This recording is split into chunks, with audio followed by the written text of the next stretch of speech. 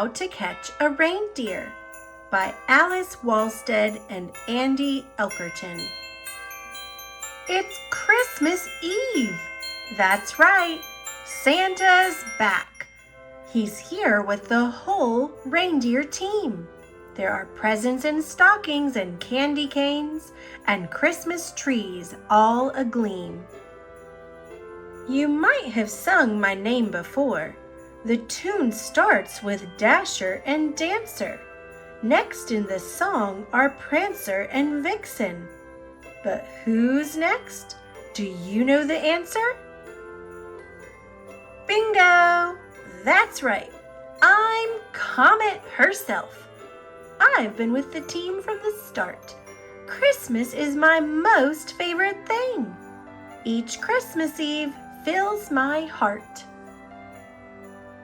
Now, I've already seen the shelf with the elf and that blue truck loaded with trees. I've even seen a green Santa so mean. Tonight, I'll explore as I please. I've heard that some kids are setting up traps to catch an elf or maybe Santa Claus. If you think offering some carrots will work, I promise I won't even pause. I'll admit that this trap looks interesting. It has lights and style and flair. The thing is, though, I'm not hungry enough. There's no way I'm going in there. Free reindeer moss inside. Christmas decorations are awesome and bright. Those candy canes twinkle and glow. Though a maze looks like fun, I think that I'll pass, and I'll romp and I'll play in the snow. Why would I need night vision goggles? My eyes do not need that support. I think I'll stick with a snowball fight. That last toss made Blitzen snort. When did all those new reindeer get here? I'm surprised, but I must be brave. Is that Santa sitting in a sleigh on the ground? This is weird. And why won't he wave? I'm chatting away, but it seems they're not listening. It's like they don't know that it's me. Oh, wait, I get it. They're just plastic. I'm embarrassed, and I hope Prancer didn't see. What in the holly jolly is that?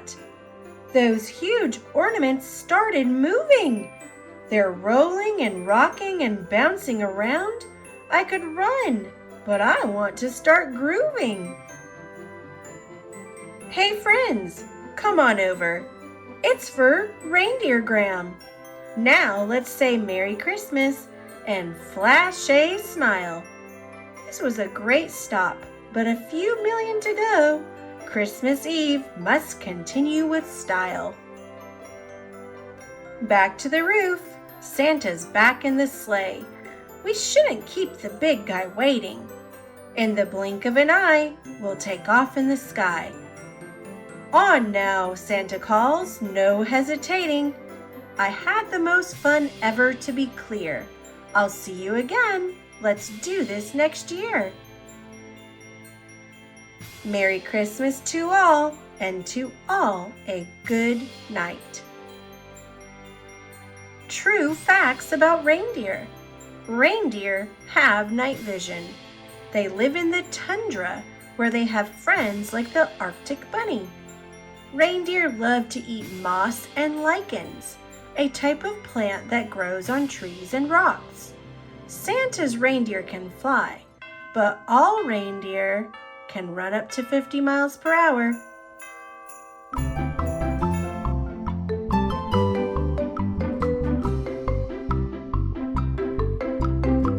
Thanks for watching. Click subscribe.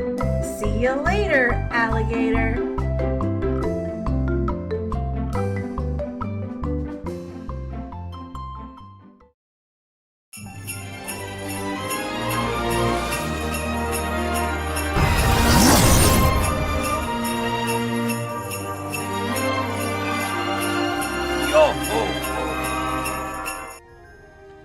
12 Days of Christmas, illustrated by Jan Brett. On the first day of Christmas, my true love gave to me a partridge in a pear tree. On the second day of Christmas, my true love gave to me 2 turtle doves and a partridge in a pear tree. On the third day of Christmas, my true love gave to me 3 French hens, 2 turtle doves, and a partridge in a pear tree. On the fourth day of Christmas, my true love gave to me 4 collie birds, 3 French hens, 2 turtle doves, and a partridge in a pear tree. On the fifth day of Christmas, my true love gave to me 5 gold rings, 4 collie birds, 3 French hens, 2 turtle doves, and a partridge in a pear tree. On the sixth day of Christmas, my true love gave to me 6 geese a-laying, 5 gold rings, 4 collie birds, 3 French hens, 2 turtle doves, and a partridge in a pear tree. On the seventh day of Christmas, my true love gave to me 7 swans a-swimming, 6 geese a-laying, 5 gold rings, 4 collie birds, 3 French hens, 2 turtle doves, and a partridge in a pear tree. On the 8th day of Christmas, my true love gave to me 8 maids a-milking, 7 swans a-swimming, 6 geese a-laying, 5 gold rings, 4 collie birds, 3 French hens, 2 turtle doves, and a partridge in a pear tree. On the 9th day of Christmas, my true love gave to me 9 drummers drumming, 8 maids a-milking, 7 swans a-swimming, 6 geese a-laying, 5 gold rings, 4 collie birds, 3 French hens, 2 turtle doves, and a partridge in a pear tree. On the 10th day of Christmas, my true love gave to me 10 pipers piping, 9 drummers drumming, 8 maids a-milking, 7 swans a-swimming, 6 geese a-laying, 5 gold rings, 4 collie birds, 3 French hens, 2 turtle doves, and a partridge in a pear tree. On the 11th day of Christmas, my true love gave to me 11 ladies dancing, 10 pipers piping, 9 drummers drumming, 8 maids a-milking, 7 swans a-swimming, 6 geese a-laying, 5 gold rings, 4 collie birds, 3 French hens, 2 turtle doves, and a partridge in a pear tree. On the 12th day of Christmas, my true love gave to me 12 lords a-leaping, 11 ladies dancing, 10 pipers piping, 9 drummers drumming, 8 maids a-milking, 7 swans a-swimming, 6 geese a-laying, 5 gold rings, 4 collie birds, 3 French hens, 2 turtle doves, and a partridge in a pear tree.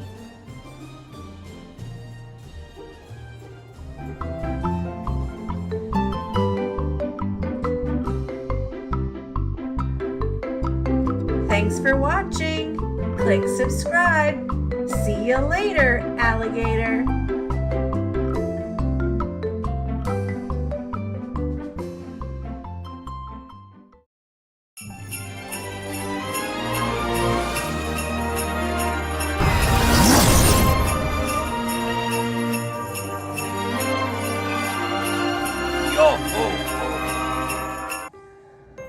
Barbie, A Perfect Christmas.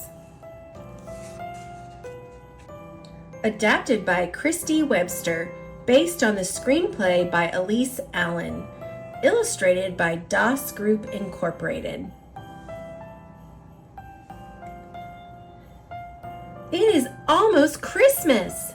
Barbie and her sisters are going to New York City. They pack their bags. The sisters are on the plane. It starts snowing. The plane must land in a small town. Barbie takes her sisters to an inn. The owner loves Christmas. The inn has a Christmas tree and presents.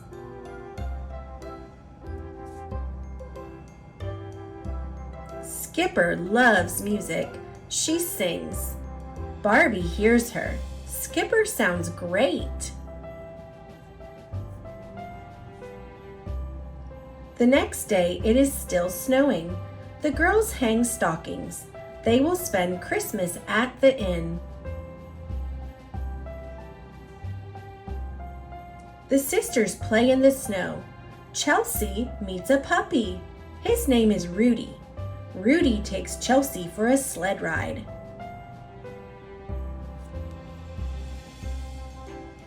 The girls find a barn. They see reindeer. Chelsea is excited. She runs in. The barn is full of presents. Chelsea thinks it is Santa's barn.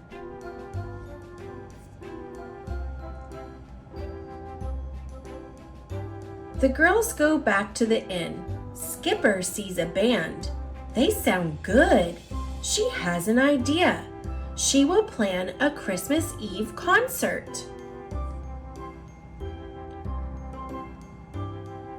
Barbie wants to help Skipper, but Skipper wants to plan the concert by herself. The girls fight. Chelsea is upset. She runs away with Rudy. Barbie, Skipper, and Stacy look for Chelsea. The girls find Chelsea by the barn. They hug. They are happy to be together. They do not fight anymore.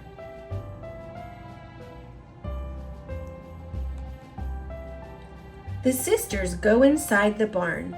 The presents are gone.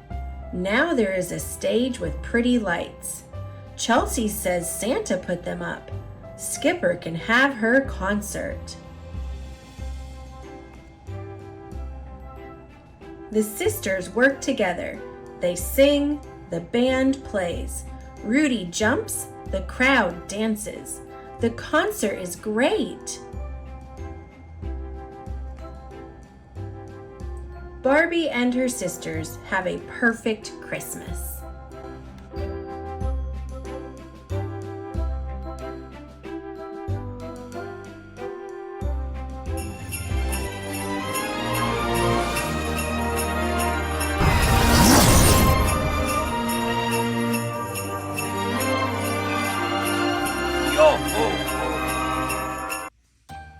Not Very Merry Pout Pout Fish by Deborah Dyson, pictures by Dan Hanna.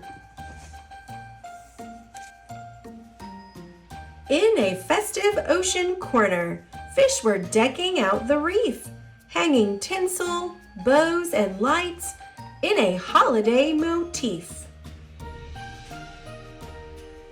Voices laughed, voices sang. What a merry time of year! Yet a certain gloomy fish wasn't feeling any cheer. Mr. Fish, with his list, wore a Yuletide pout. I need presents for my friends, but my time is running out. For a gift should be big, and a gift should be bright, and a gift should be perfect, guaranteed to bring delight. And a gift should have meaning, plus a bit of bling zing. So I'll shop till I drop for each just right thing. At the first store he reached, Mr. Fish's eyes grew wide. The shelves were full of baubles. How could any fish decide? Shiny trinkets, handy gadgets, choices more and more galore. And yet nothing seemed quite right. Guess I'll try the shop next door. For a gift should be big, and a gift should be bright, and a gift should be perfect, guaranteed to bring delight. And a gift should have meaning, plus a bit of bling zing. So I'll shop till I drop for each just right thing. In a tizzy-busy crowd, shoppers everywhere beside him, Mr. Fish spied a banner for the season's hottest item. He hustle-bustled over, but they just sold out. Mr. Fish's hopes wobbled in a bout of pout doubt. For a gift should be big, and a gift should be bright, and a gift should be perfect, guaranteed to bring delight. And a gift should have meaning, plus a bit of bling zing. So I'll shop till I drop for each just right thing. He reached the final store and was very first in line. But his shopping plans were dashed. "We're closed," said the sign. There were no stores left. There was no place to go. Mr. Fish had nothing, not a single gift to show. Oh, a gift should be big, and a gift should be bright, and a gift should be perfect, guaranteed to bring delight. And a gift should have meaning, plus a bit of bling zing. But I've shopped till I've blocked, and I don't have a thing. Mr. Fish's face sank in a crestfallen frown. I'll have to miss the party. I've let all my friends down. Then a gentle voice jingled, "Mr. Fish, not true. All you really need to bring is the one and only you. If you want to give some presents, it is not too late to start, for the best gifts of all come straight from the heart." With the help of Miss Shimmer, sharing laughter, fun, and grins, Mr. Fish made gifts with his very own fins. Later at the party, Mr. Fish passed them out, and he felt very merry. This is what today's about. For his gifts were big, and his gifts were bright, and his gifts were perfect, and they all brought delight. And his gifts had meaning, plus a bit of bling zing, and his each and every friend loved their just right thing. All were happy, all were laughing, all were talking, all were singing, all were sharing in this season, and the goodwill it was bringing. Mr. Fish joined his friends, and he felt his heart lift. They had peace, joy, and love. What a very merry gift!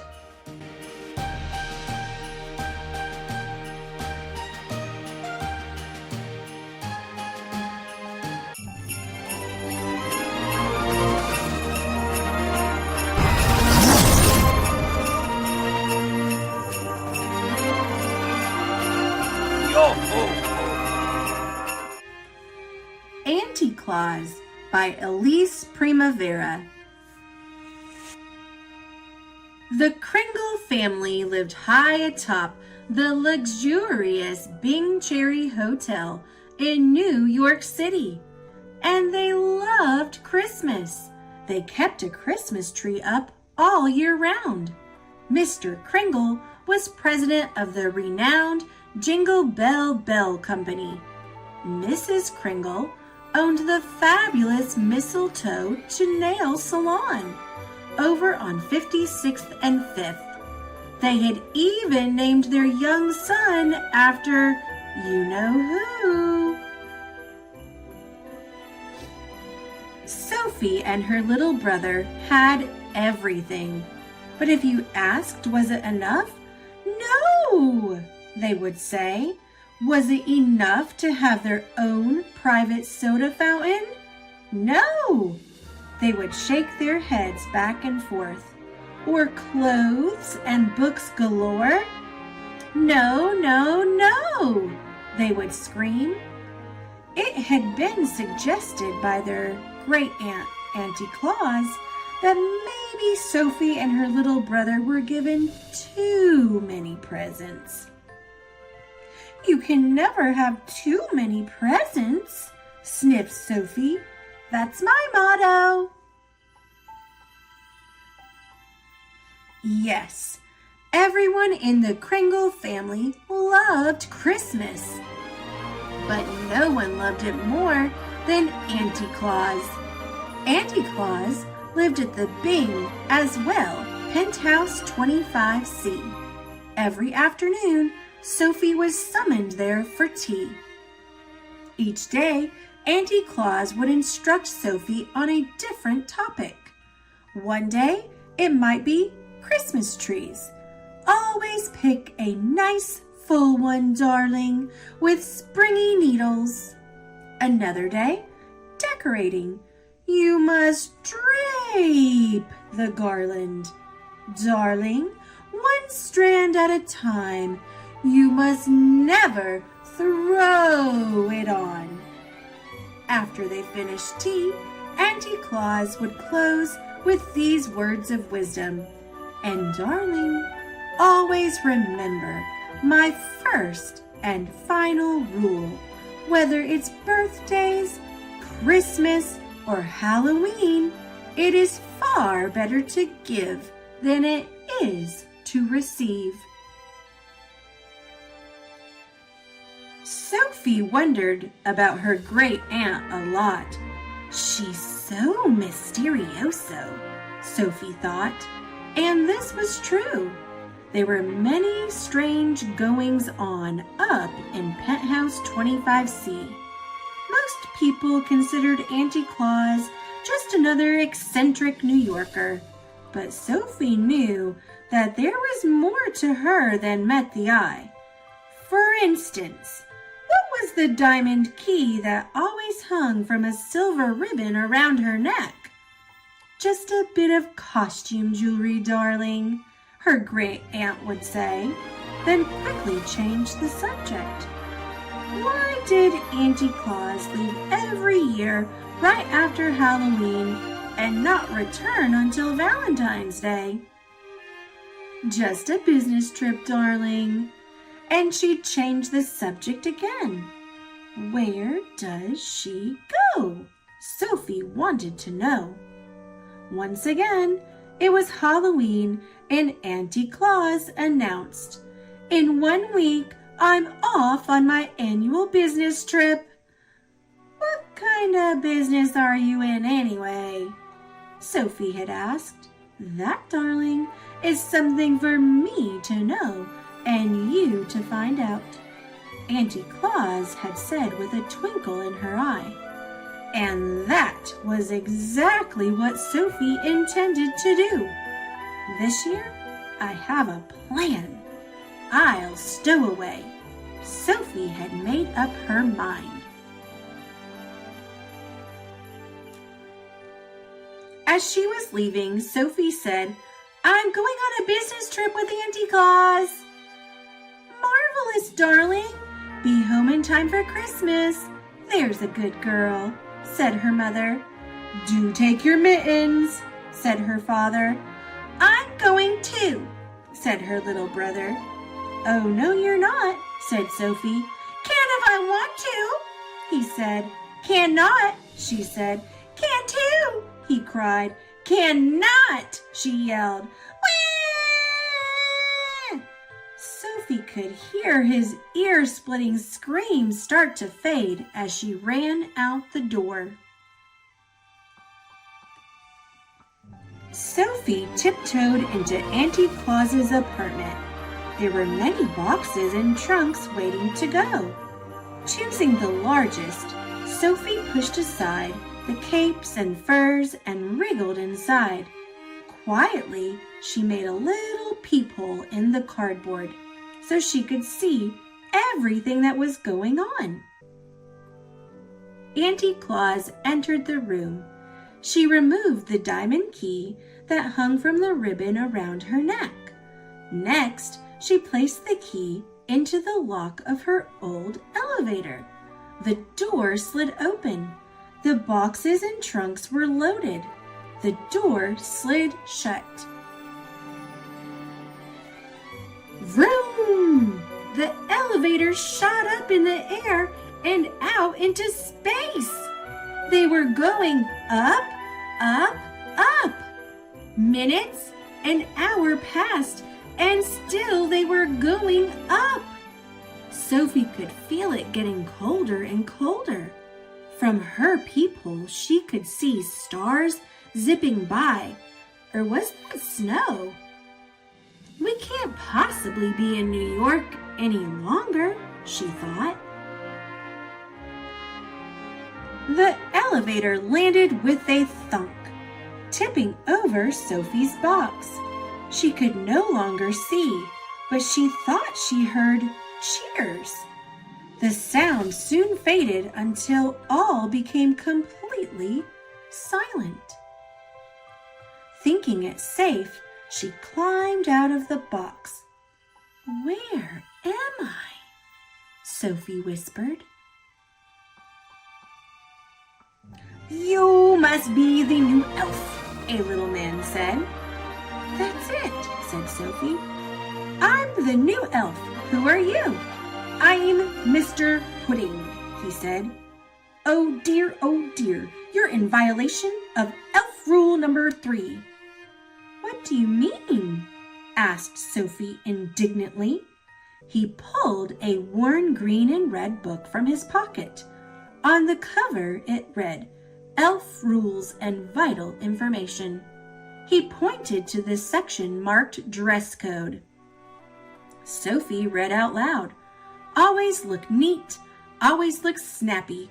A well-dressed elf always feels happy.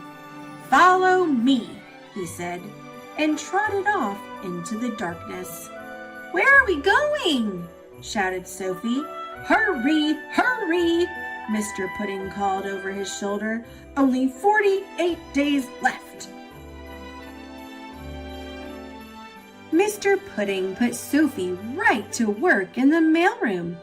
It seemed to her as good a place as any to begin her search. Where was Auntie Claus? And what was she doing here? For days, Sophie lived among the elves and did her best to blend in. She slept on a cot in the elf dormitory. She ate her meals in the cafeteria. No one suspected. Every day, Mr. Pudding appeared. "Hello, Elf Sophie. Settling in? He asked. The uniform is itchy. The hours are long, said Sophie.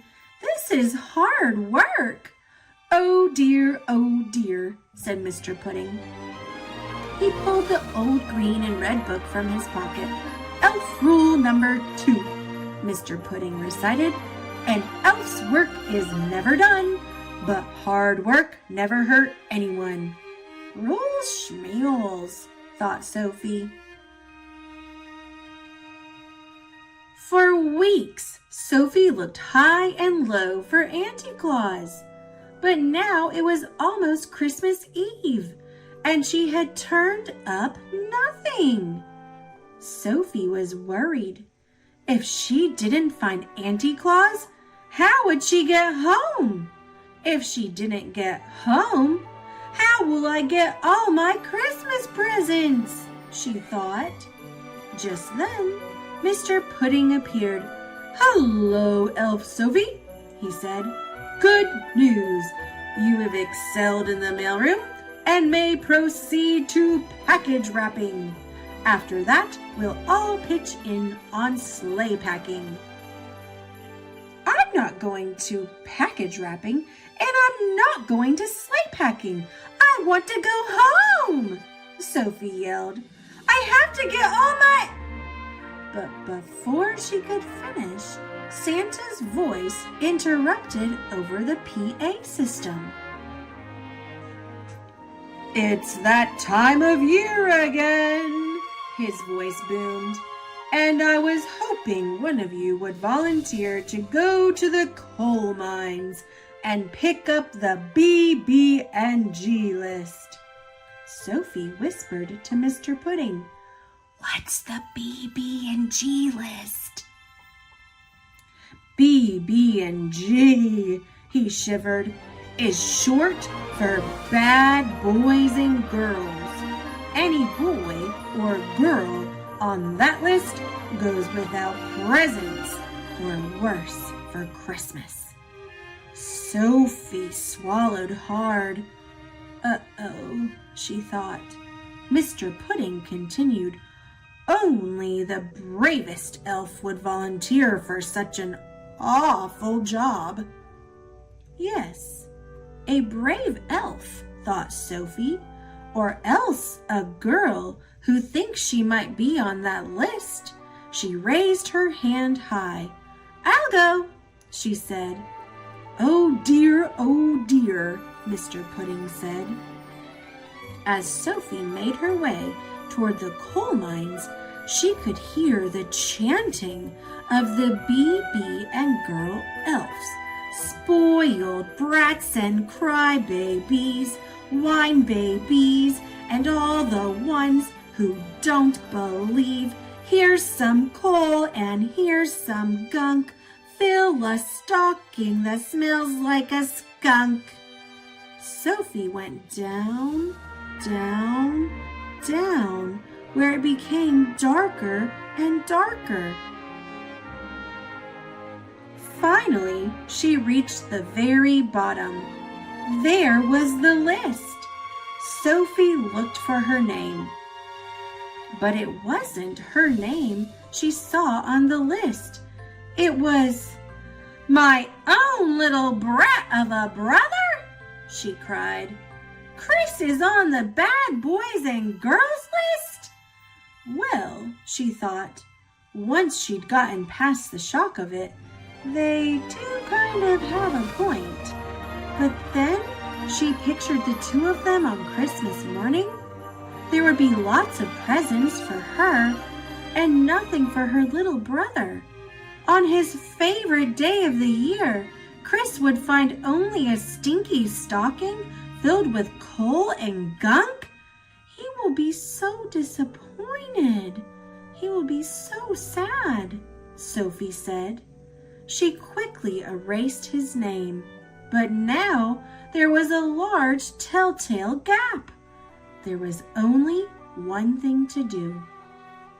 Sophie took a deep breath and wrote down her own name instead. The ink wasn't even dry on the page when some kind of really strong magic happened. Right before her eyes, the list, the BB&G elves, and the coal mines vanished. And Sophie was whirling around and around, hurling through the air in a blur of Christmas red and green. Was she up? Was she down? Sophie was standing on the stage in the grand ballroom.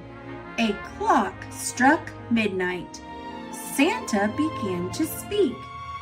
She's always on time. She works harder than anyone I know, including me. Ho, ho, ho. In short, she does things right, and I would be lost without her. Let's have a big round of applause for my sister. The curtain opened. Auntie Claus! Sophie shouted. Auntie Claus! Everybody cheered. Hooray for Auntie Claus! Turning to Sophie, Auntie Claus winked and said, "Come along, darling. You must be home in time for Christmas." Sophie was about to climb onto the sleigh when Mr. Pudding appeared. He was waving the green and red book in the air. Oh dear, he cried. Auntie Claus, Sophie can't leave until she knows the first and final rule. See? It says so right here under departing procedures. The reindeer stomped restlessly and shook their heads as if to say, "Let's go, let's go." "Sophie knows the first and final rule, Mr. Pudding," Auntie Claus said. "I do?" said Sophie. "Yes, you do. Now hop onto the sleigh. There's a good girl." Sophie jumped onto the sleigh, and it rose up into the sky. "Goodbye, goodbye," she called. She could barely hear her aunt's voice over the wind and the snow. "I knew you had it in you. Merry Christmas, darling." The sleigh picked up speed. Ho, ho, ho! Santa laughed as the stars whizzed by. Sophie closed her eyes. Her face stung with the cold. When Sophie opened her eyes, she could hardly believe she was in her own bed again. She ran down the stairs toward the living room. "Please let him get his presents," she whispered to herself. Under the tree was her little brother. His cheeks were red, his eyes sparkled, his belly shook with laughter. "Merry Christmas, Sophie!" he bellowed. "Merry Christmas, Chris," Sophie said with great relief. It was then that she realized, Auntie Claus is right. I do know the first and final rule. She said to herself, it is far better to give than it is to receive. "There is something here for you," her mother and father said proudly. They handed Sophie a tiny box with a card. Inside was a diamond key hanging from a red ribbon. "It's from Auntie Claus," Sophie said. "Where is Auntie Claus anyway?" Chris piped up. "On a business trip, darling," Sophie said, and smiled mysteriously. Suddenly, a thought occurred to Chris. "She's never here on Christmas," he said. "What kind of business is she in anyway?" "That is something for me to know and you to find out," Sophie said to her little butterball of a brother. And someday he would. But that's another story. For my dear niece Sophie, you really are a chip off the old block. Love, Auntie Claus. P.S. I'll be expecting you for tea on Valentine's Day, darling.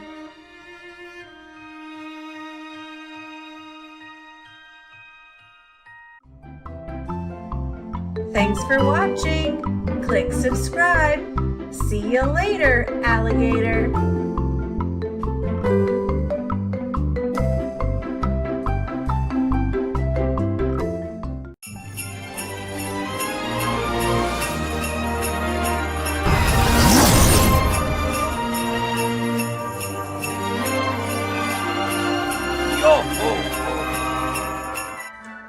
The Christmas Selfie Contest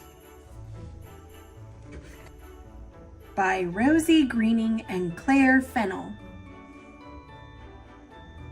In a big, busy workshop with shelves full of toys, the elves worked their socks off and made lots of noise. They hammered and clattered and chattered and played, and worked as a team on the toys that they made. But Alfie was different from all of the rest. He didn't like teamwork. He liked being best. He'd boast about all the toys he'd create, then show them off to everyone shouting, "I'm great!" One morning, the elves were so sick of his talk. The head elf said, "Alfie, please go for a walk." So Alfie went out to the gingerbread store and noticed a poster he'd not seen before.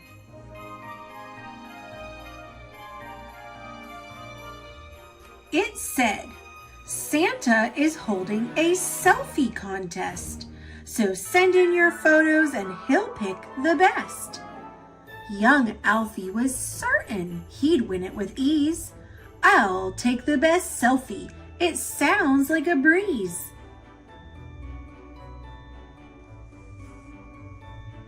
He told all his friends, but they just got annoyed. "There's no time for selfies. We need to make toys." Young Alfie ignored them and all of their fears. He wanted to try out some selfie ideas.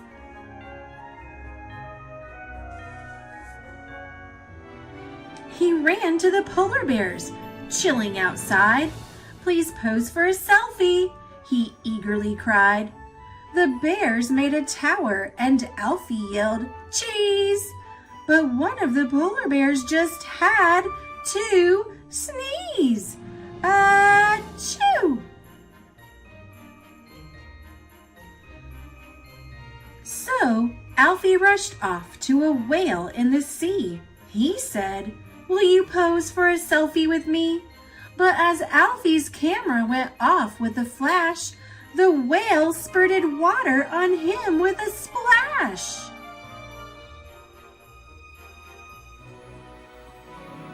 Then, as it grew darker, two owls fluttered past. "Will you take a selfie with me?" Alfie asked. The group had a hoot, but it still wouldn't do. The sky was too dark, and the selfies were too.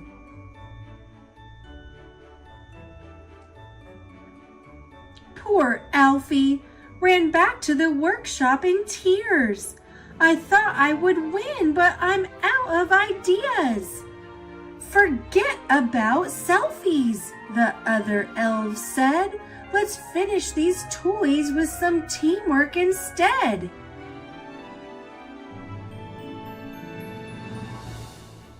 The elves got to work, and at last Alfie saw.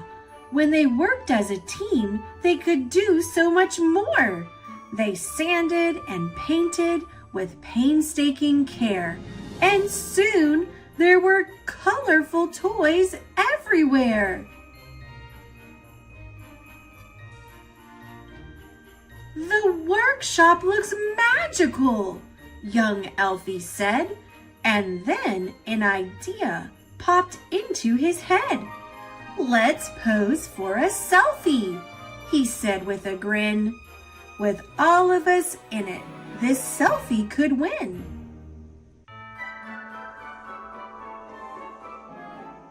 He sent off the selfie, and to his surprise, he got a reply saying, "You've won first prize. Your prize is a sleigh ride with Santa himself.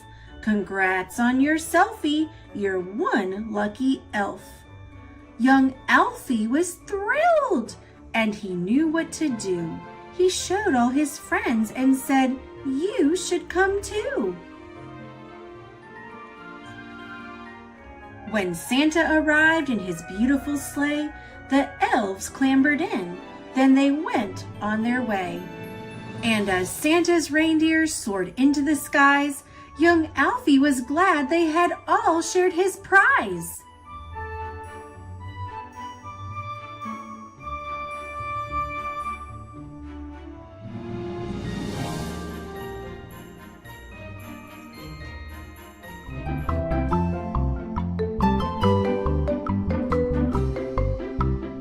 Thanks for watching. Click subscribe. See you later, alligator.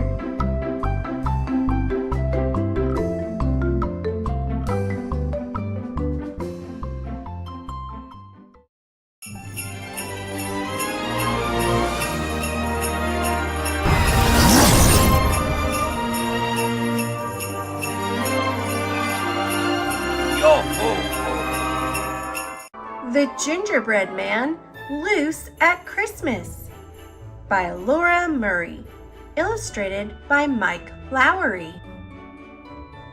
One white snowy morning, I popped from my bed.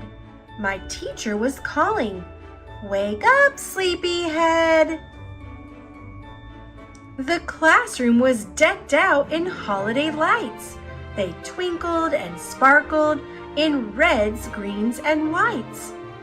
It's the season of giving, and we can give too. Our gifts could be things that we make, say, or do. A small act of kindness can go a long way. Let's do something special for someone today. We'll make something sweet. I'll say something kind. I'll do a nice favor, or all three combined. And when we're all finished, we'll walk down our street and deliver our gifts to the neighbors we meet. I'll think of a present. I know that I can. I want to give two. I'm the Gingerbread Man. Some children made cards, and others baked treats. A few practiced singing with jingle bell beats. I wanted my present to be a surprise. I thought and I thought, then I grabbed my supplies. I knew just the person I'd give this gift to, so I made something special with glitter and glue. I'll deliver this present as fast as I can with a jolly ho-ho from the Gingerbread Man. The town was so merry, the storefronts aglow. Each window was frosted with white, icy snow. We stopped a police lady, sang her a song. She smiled really big as she waved us along. Fa la la la la la la la la. Next came a garbage man picking up trash, so we dropped off some goodies to stash on his dash. Beep beep. We popped in the library, stopping to say, "Thank you for all that you do every day." We raced to the dentist, the grocer, the vet, delivering cheer to each neighbor we met. Thank you. They all seemed so happy and very surprised. They gave us bear hugs, and a few even cried. A whipping wind blew, and it started to snow. Our teacher said, "Children, it's time that we go." I patted my pocket, then started to fret. I still have my present. I can't go back yet. But the class didn't hear me. The wind was too loud. They all headed back through the holiday crowd. I'll search on my own as fast as I can. I'll dash through the snow. I'm the gingerbread man. I waved at the barber, the friendly bookseller, the doctor, the florist, and the busy bank teller. I must find the neighbor I made my gift for. She helped my class make me. Oh, where is her store? The sidewalks were slick as I tripped and then tumbled. I noticed my feet were all mushy and crumbled. My icing was dripping. My legs were just dough. I had to get out of this wet, squishy snow. Then finally I saw it. That one special store. A sign that said bake shop hung over the door. I'll hobble right over as fast as I can. I'll give my gift too. I'm the gingerbread man. The baker reached out and said, "How do you do? I'm the gingerbread man, and I'm glad I found you. I've come to say thanks for your sweet recipe. Without it, my class would have never made me. I have something for you, my very best card. I used lots of glitter and worked really hard." She gave me a smooch, saying, "You made my day." Then she glanced at my legs with a look of dismay. "Are your legs feeling crummy? I know a quick fix. We'll give them a dip in this dark chocolate mix. These boots will be cozy and look really cool. They'll keep your feet dry on your way back to school. I'll run in my boots as fast as I can. Thank you so much, from the gingerbread man." I dashed back to school under winter white skies. I hope I'm not late for our last big surprise. I zoomed down the hall and then slid into place. I joined all my classmates, a smile on my face. Our teacher looked puzzled, but curious too. "We have one more present, a poem just for you. You are a gift that we get every day. You help us to learn in our own special way. You're funny and kind. You're the best teacher ever. You say way to go, and you're ever so clever." Now that we know that we're smart cookies too, we made you a super gigantic thank you. Our teacher bent down and she gathered us in with a warm-hearted hug and a very big grin. My classmates grinned too. We had pulled off our plan. Merry Christmas to all from the Gingerbread Man.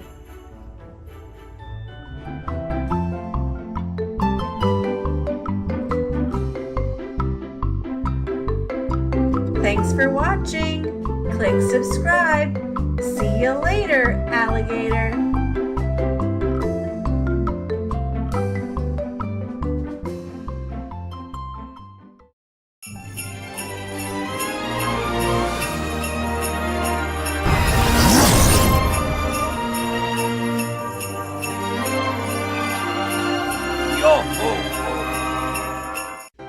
Green is for Christmas by Drew Daywalt and Oliver Jeffers.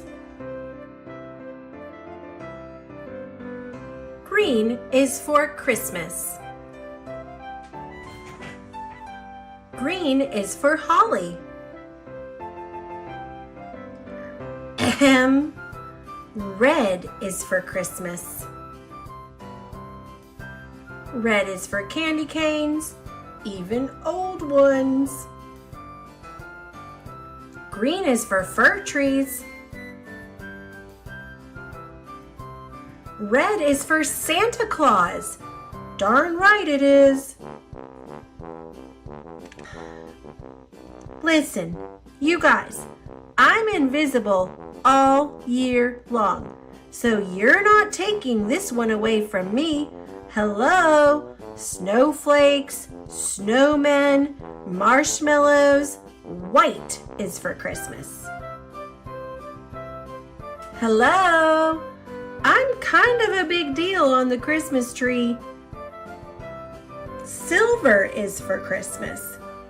What's Christmas without silver bells? You just try jingling without me. I'm not sure why I'm here, but yeah, what he said. What about cookies and reindeer? Brown is for Christmas. I'm more burnt sienna, but that's cool. Huh? You can't have Christmas without any of us. Nice hat. Especially green.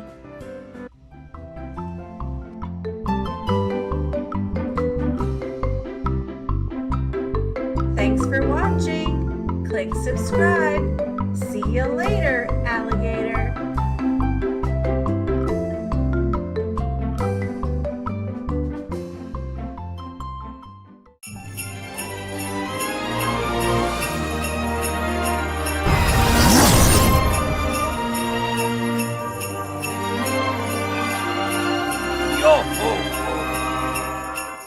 How the Grinch Stole Christmas by Dr. Seuss.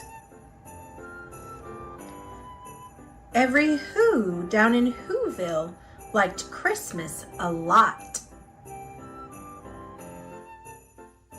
But the Grinch, who lived just north of Whoville, did not.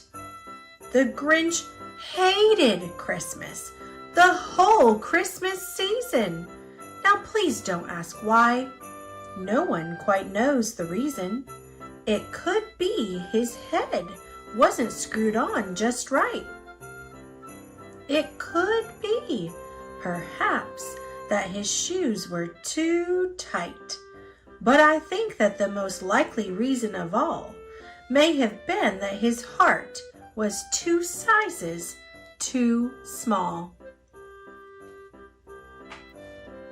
But whatever the reason, his heart or his shoes, he stood there on Christmas Eve, hating the Whos, staring down from his cave with a sour, grinchy frown at the warm lighted windows below in their town. For he knew every Who down in Whoville beneath was busy now hanging a mistletoe wreath. And they're hanging their stockings, he snarled with a sneer. Tomorrow is Christmas. It's practically here. Then he growled with his Grinch fingers nervously drumming, I must find a way to stop Christmas from coming. For tomorrow, he knew. All the Who girls and boys would wake bright and early. They'd rush for their toys and then, oh, the noise, oh, the noise, noise, noise, noise.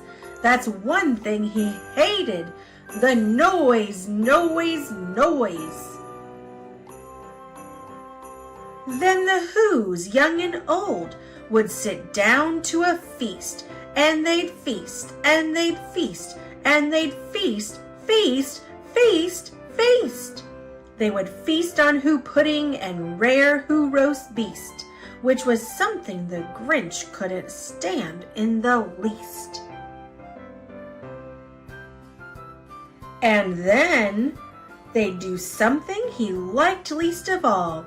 Every Who down in Whoville, the tall and the small, would stand close together with Christmas bells ringing.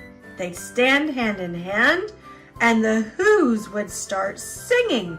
They'd sing and they'd sing and they'd sing, sing, sing, sing. And the more the Grinch thought of this Who Christmas sing, the more the Grinch thought, I must stop this whole thing. Why, for 53 years, I've put up with it now. I must stop this Christmas from coming. But how? Then he got an idea. An awful idea. The Grinch got a wonderful, awful idea. I know just what to do. The Grinch laughed in his throat, and he made a quick Santa Claus hat and a coat, and he chuckled and clucked, what a great Grinchy trick. With this coat and this hat, I look just like Saint Nick. All I need is a reindeer. The Grinch looked around, but since reindeer are scarce, there were none to be found. Did that stop the old Grinch?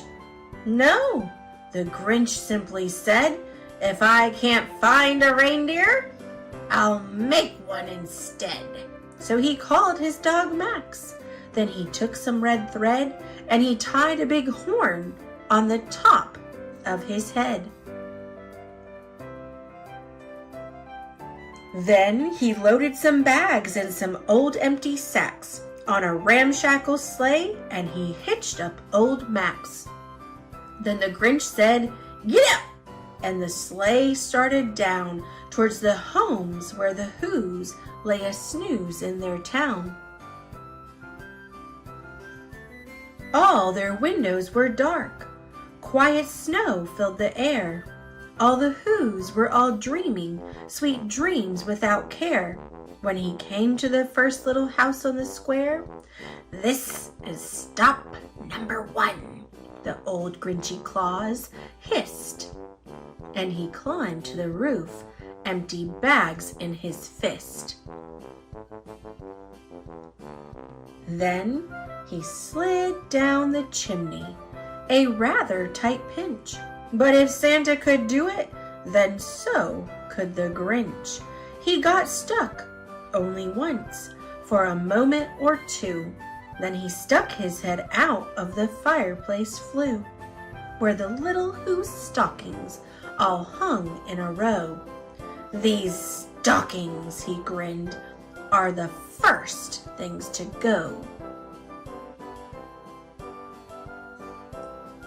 Then he slithered and slunk with a smile most unpleasant around the whole room, and he took every present. Pop guns and bicycles, roller skates, drums, checkerboards, tricycles, popcorn, and plums. And he stuffed them in bags. Then the Grinch very nimbly stuffed all the bags, one by one, up the chimbley. Then he slunk to the icebox. He took the Who's feast. He took the Who pudding. He took the roast beast. He cleaned out that icebox as quick as a flash. Why, that Grinch even took their last can of Who hash. And the Grinch grabbed the tree and he started to shove when he heard a small sound like the coo of a dove. He turned around fast and he saw a small Who, little Cindy Lou who was not more than 2. The Grinch had been caught by this tiny Who daughter who'd got out of bed for a cup of cold water. She stared at the Grinch and said, "Santa Claus, why? Why are you taking our Christmas tree? Why?" But you know that old Grinch was so smart and so slick. He thought up a lie, and he thought it up quick. "Why, my sweet little tot," the fake Santa Claus lied, "there's a light on this tree that won't light on one side. So I'm taking it home to my workshop, my dear. I'll fix it up there, then I'll bring it back here." And his fib fooled the child. Then he patted her head, and he got her a drink, and he sent her to bed. And when Cindy Lou Who went to bed with her cup, he went to the chimney and stuffed the tree up. Then the last thing he took was the log for their fire. Then he went up the chimney himself, the old liar. On their walls he left nothing but hooks and some wire. And the one speck of food that he left in the house was a crumb that was even too small for a mouse. Then he did the same thing to the other Who's houses, leaving crumbs much too small for the other Who's mouses. It was 1/4 dawn, all the Who's still abed, all the Who's still a snooze when he packed up his sled, packed it up with their presents, the ribbons, the wrappings, the tags and the tinsel, the trimmings, the trappings. 3,000 feet up the side of Mount Crumpet, he rode with his load to the tip-top to dump it. Pooh, pooh, to the Who's. He was the Grinchishly humming. They're finding out now that no Christmas is coming. They're just waking up. I know just what they'll do. Their mouths will hang open a minute or two. Then the Who's down in Whoville will all cry boo-hoo. "That's a noise," grinned the Grinch, "that I simply must hear." So he paused, and the Grinch put his hand to his ear, and he did hear a sound rising over the snow. It started in low, then it started to grow. But the sound wasn't sad.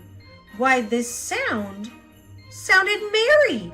It couldn't be so, but it was merry, very. He stared down at Whoville. The Grinch popped his eyes. Then he shook. What he saw was a shocking surprise. Every Who down in Whoville, the tall and the small, was singing without any presents at all. He hadn't stopped Christmas from coming. It came. Somehow or other, it came just the same.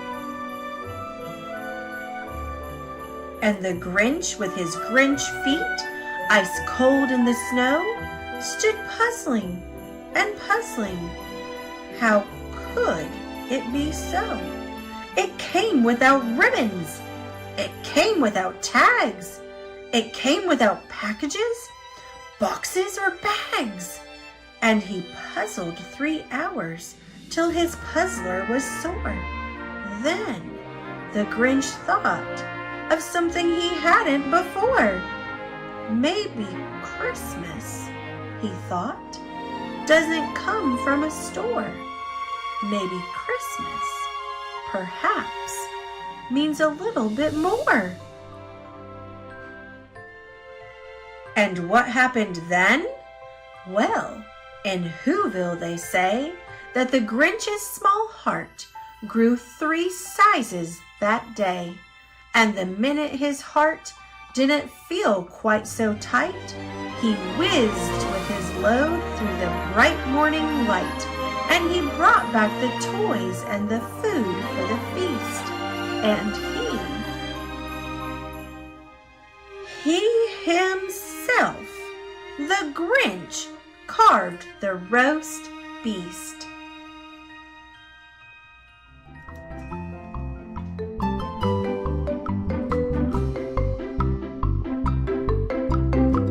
Thanks for watching. Click subscribe. See you later, alligator.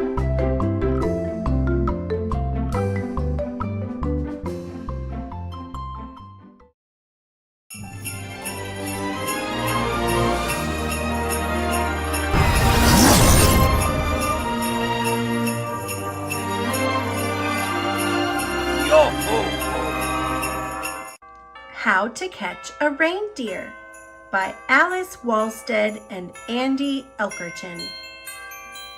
It's Christmas Eve. That's right, Santa's back. He's here with the whole reindeer team. There are presents and stockings and candy canes and Christmas trees all agleam. You might have sung my name before. The tune starts with Dasher and Dancer. Next in the song are Prancer and Vixen. But who's next? Do you know the answer?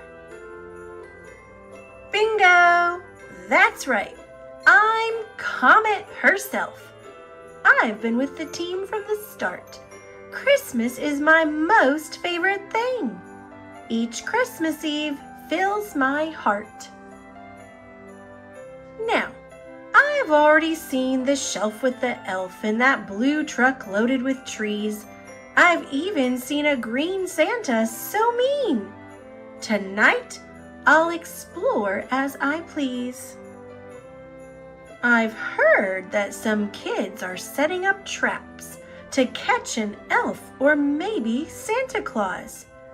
If you think offering some carrots will work, I promise I won't even pause. I'll admit that this trap looks interesting. It has lights and style and flair. The thing is, though, I'm not hungry enough. There's no way I'm going in there. Free reindeer moss inside. Christmas decorations are awesome and bright. Those candy canes twinkle and glow. Though a maze looks like fun, I think that I'll pass, and I'll romp and I'll play in the snow. Why would I need night vision goggles? My eyes do not need that support. I think I'll stick with a snowball fight. That last toss made Blitzen snort. When did all those new reindeer get here? I'm surprised, but I must be brave. Is that Santa sitting in a sleigh on the ground? This is weird. And why won't he wave? I'm chatting away, but it seems they're not listening. It's like they don't know that it's me. Oh, wait, I get it. They're just plastic. I'm embarrassed, and I hope Prancer didn't see. What in the holly jolly is that? Those huge ornaments started moving. They're rolling and rocking and bouncing around. I could run, but I want to start grooving. Hey friends, come on over. It's for Reindeergram. Now let's say Merry Christmas and flash a smile. This was a great stop, but a few million to go. Christmas Eve must continue with style. Back to the roof. Santa's back in the sleigh. We shouldn't keep the big guy waiting.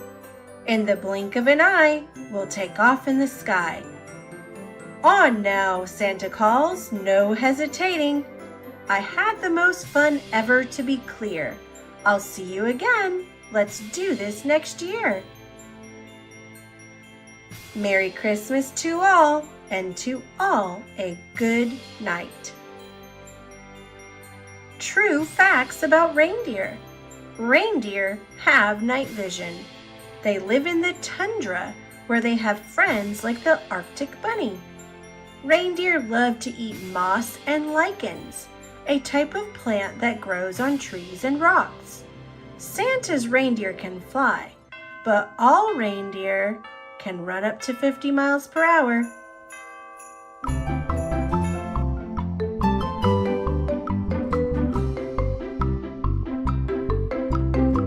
Thanks for watching. Click subscribe. See you later, alligator.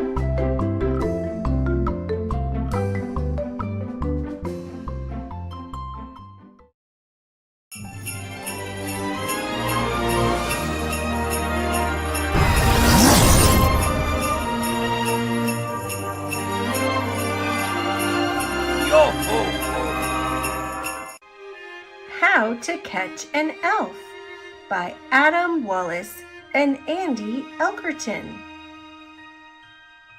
It's Christmas Eve! Hip hip hooray! Yes, Santa's coming round. He's bringing toys to girls and boys in every house in town. Some kids have tried to catch him, but Santa's fast, you see. So they've set their eyes on a smaller prize, and now they're after me. I'm not my friend upon a shelf, who comes each year and sits. No, I've got style and I've got grace. I'm the elf that never quits. Now Santa's ready, time to go. I'm sure your traps are scary. I'll do my best to dodge them all and leave you feeling merry. In I go to Emma's house to make sure all is clear. A tinsel net? Oh, that's just fun. I won't get caught in here. Jaden's trap cannot be missed. I think it's double-sided. He's got his spot on my naughty list. You bet that's been decided. Another house is filled with treats. These kids are getting smarter. I can't resist the candy canes. My job is getting harder. Santa slowly lowers me into a dangerous room. If I touch down, he won't just frown. There'll be a bomb boom.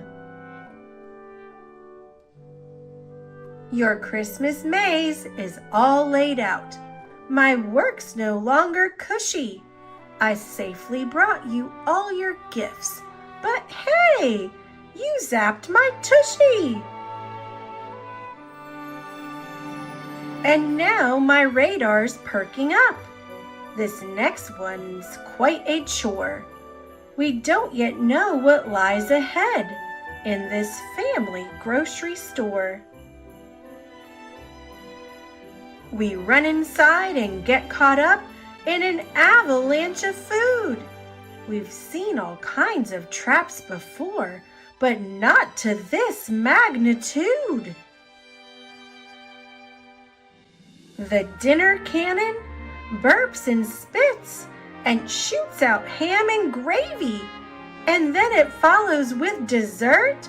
Please, Santa, will you save me?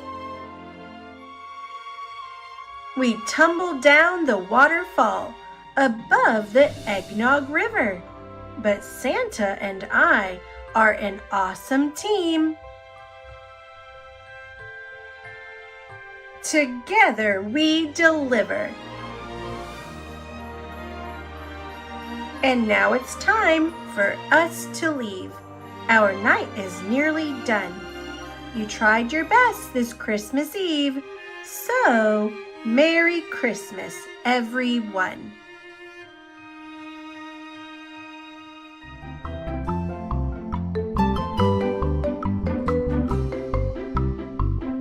Thanks for watching. Click subscribe. See you later, alligator.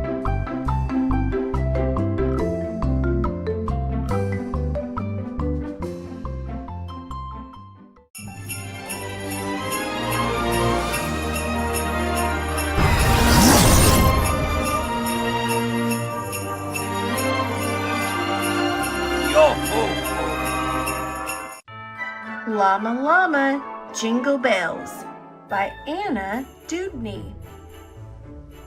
Llama Llama Christmas time. Trees with lights and bells that chime. Gifts to give and songs to sing.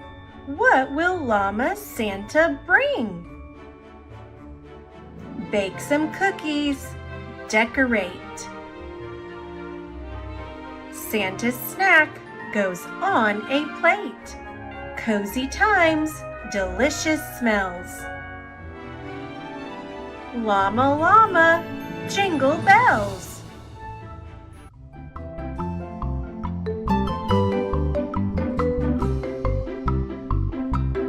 Thanks for watching. Click subscribe. See you later, alligator.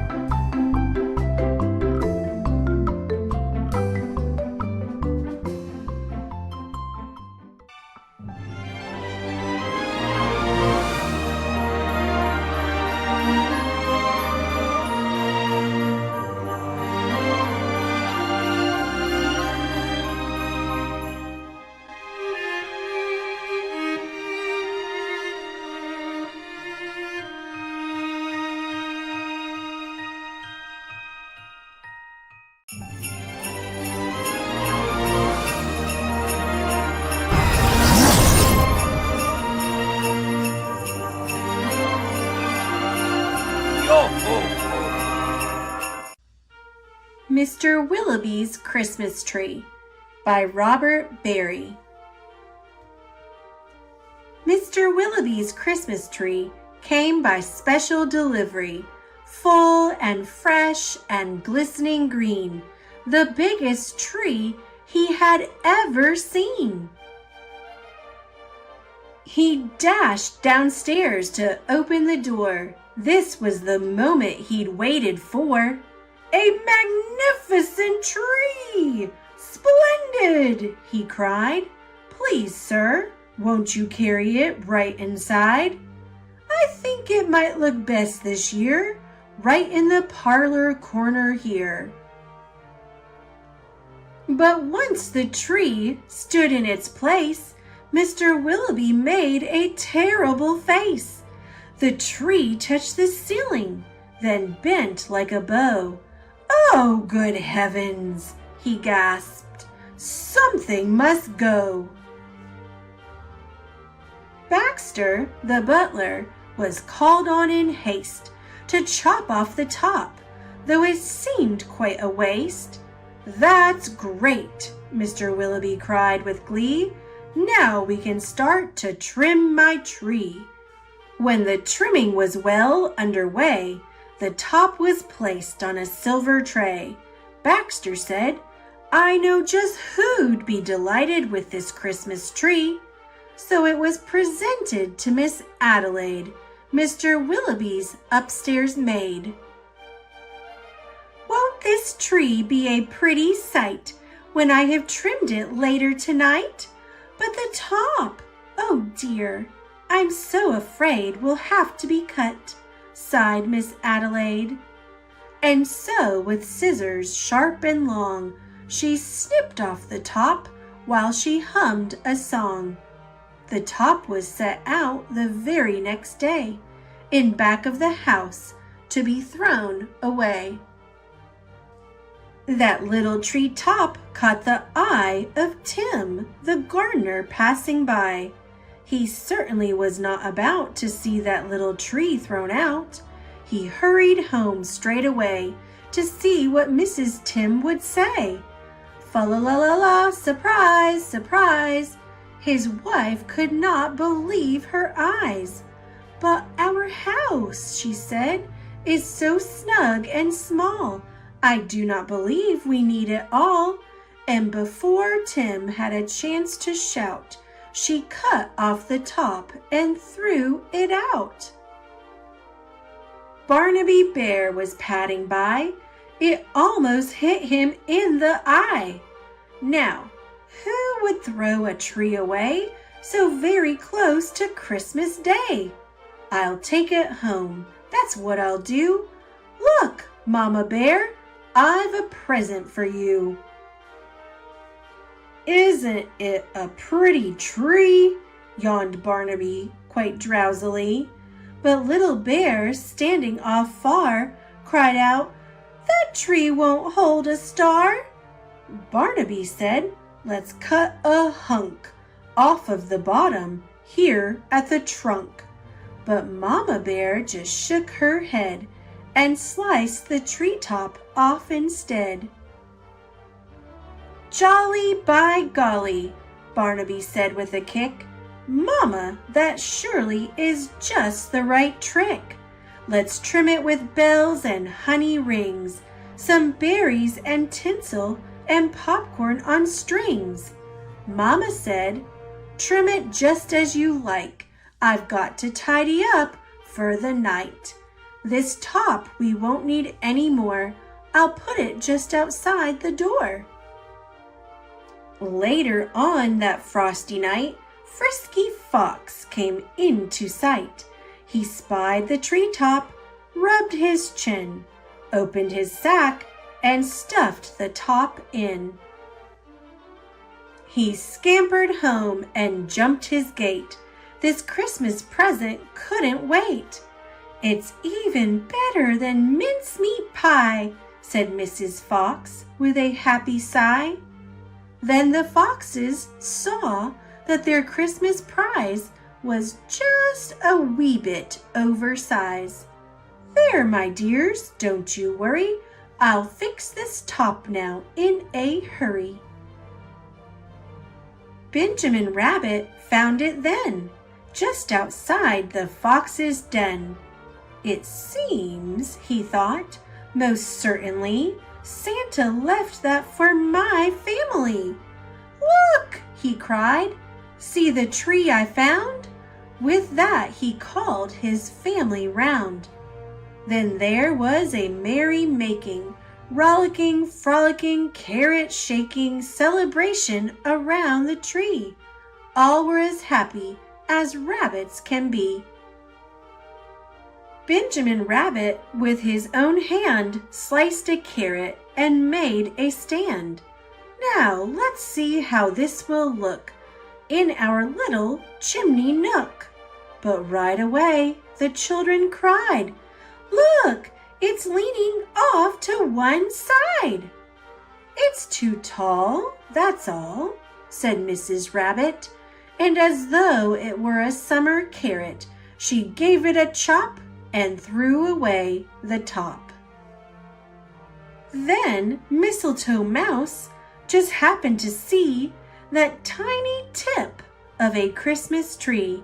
He pulled it through the snow and ice, up some stairs. He fell down twice. At last he reached his cozy house. "It's just the right size," said Mrs. Mouse. Then at the top, if you please, they put a star made out of cheese. Oh, wasn't it grand to have a tree exactly like Mr. Willoughby?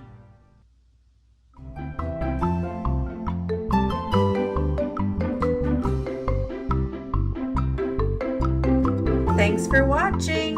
Click subscribe. See you later, alligator.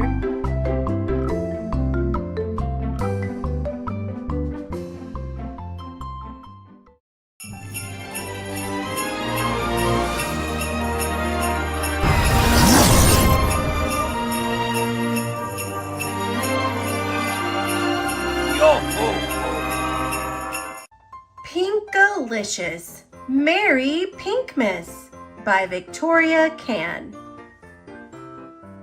It was almost Christmas, and my family and I were all busy with our holiday planning. I was so excited. At dinner, we talked about what we loved about this time of year. "I love wrapping presents," said Daddy. "I love getting presents," said Peter. "I love making cookies," said Mommy. "I love eating cookies," I said. Peter liked setting up our dad's old train set and pretending that it was going to the North Pole. I liked putting up our handmade Christmas decorations, and we all loved having hot cocoa. After Daddy hung the mistletoe, we took a walk around the block. "Look how beautiful and unique everyone's holiday decorations are," Mommy said. "Let's make this year's Christmas extra special," I said. "Let's add glitter to this year's holiday cards," said Mommy. "Let's make our own wrapping paper for this year's presents," said Daddy. "Let's put up pink Christmas lights," said Peter. "I have an idea," I said. "Let's get a pink tree this year," I shouted. "A pink tree?" said Peter. "There's no such thing." "Of course there is," I said. "We saw one at the department store. Remember? They come in forest green, gold, white, and pink." I was smiling at the idea, but no one else was. Mommy looked alarmed. Daddy looked doubtful. Peter looked thoughtful. Why weren't they cheering? What could be prettier than a pink tree? "Pink-alicious! We always get a real tree from a tree farm," said Mommy. "That's our family tradition." "Please, Mommy," I begged. "Besides, there are lots of different kinds of traditions. Some people ride in sleighs. We don't. We sing carols in our car." I marched all the way home. "And milk for Santa? We leave Santa a strawberry milkshake. That's a pinktastic Pinkerton tradition." Said Mommy. I could see that she was thinking it over. "Pink-alicious! Real trees smell so good," said Peter, sniffing the air at the thought. "I look forward to coming home to the yummy smell of pine. A pink tree would be artificial. I don't want a fake tree." "Wait right here.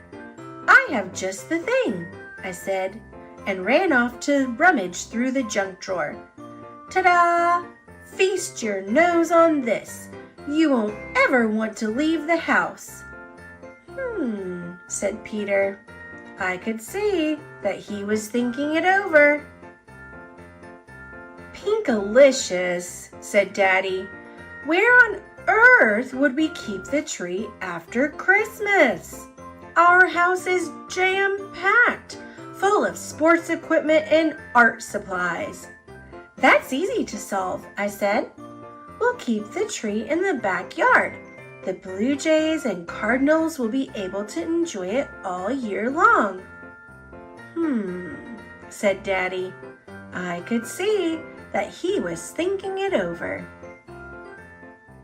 After a few days passed and we still didn't have a tree, I began to worry. "Mommy, just think, if we get a pink tree, we'd be saving a real tree from being chopped down. Can we go today and buy a pink tree?" Mommy made her snow angel wings extra big, but didn't say a word. "Daddy, Christmas is only 2 weeks away, and we still don't have a tree. If we don't get the pink tree from the store, they might run out." Can we go right now? Daddy added more snow to our igloo, but didn't say a word. What more could I do? I guess the only thing left was to cross my fingers and toes and hope for the best. It was almost Christmas. We mailed the glittery holiday cards, our stockings were hung, our Christmas lights twinkled, but we still didn't have a tree. Peter and I were working on a card for Santa when Mommy and Daddy walked through the door. I gasped. Then I squealed. Then I shouted, "Pink, pink, hooray!" We had a new tradition. Now that we had a pink tree, it was time to start decorating it. I placed each rose, fuchsia, and magenta-colored ornament on the tree with care. It was hard for me to fall asleep on Christmas Eve. What would Santa think of our card? Would he like this year's strawberry raspberry milkshake? Would he be surprised to see a pink Christmas tree? What was Santa bringing for me? Peter and I rushed downstairs. Our tree looked pink-sational. Santa left us a note, I said, waving it in the air. He said he's never seen anything like our tree and that it nearly blew his boots off. If he liked this idea, he was sure to like my idea for next year, a pinkerific pink Santa suit. This Christmas turned out to be truly pink-tastic. Even the birds liked our new family tradition.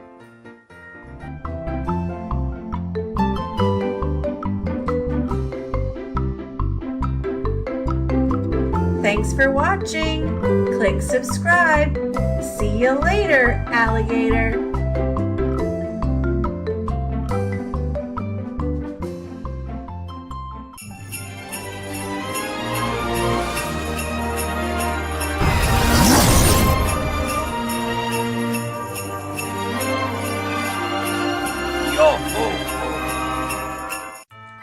Red and Lulu by Matt Tavares. Red and Lulu were happy in their tree. Their nests were always safe in its branches. Its shade kept them cool on hot summer days, and its evergreen needles kept them cozy when autumn winds howled. It was the perfect place to live all year long. But their favorite time of year by far was winter. The family would decorate the tree with lights, and sometimes people would gather near and sing. "Oh, Christmas tree, thy leaves are so unchanging." Red and Lulu loved listening to the people sing about their tree. Sometimes they even sang along. One chilly morning, just as the cold months were starting again, Red went out to find some breakfast. Lulu stayed behind, tucked in the branches of their tree. When Red returned, he could not believe what he saw. Their tree had moved. It was on its side, strapped to the back of a big truck. Red could hear the sweet sound of Lulu's song coming from inside the tree, and then the truck drove away. Red chirped frantically, telling Lulu to stay right where she was, telling her that he would be right there. Red flew as hard as he could for as long as he could, but the truck was just too fast. Before long, Red lost sight of the tree. Still, he kept flying, trying to catch up. Soon he found himself in a strange place, unlike any place he had ever seen. For days, Red searched everywhere. He was tired and hungry. He wondered if he would ever see Lulu again. The snow reminded him of Lulu. He missed her so much. He could almost hear the song they loved. Oh, Christmas tree, thy leaves are so unchanging. Wait! He could hear the song they loved. Red flew toward the sound. The voices grew louder and louder. Then he turned the corner.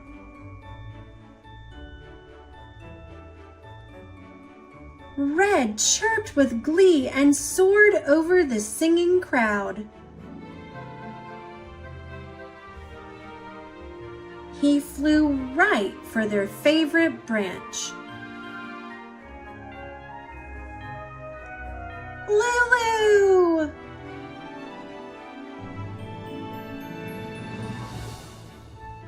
Red and Lulu were happy in their tree and watched with pride as hundreds of thousands of people marveled at its beauty. But then one day, workers came and took their tree away again. This time, Red and Lulu stayed. They found a new place to make a home, in a park surrounded by trees and grass and lots of friends.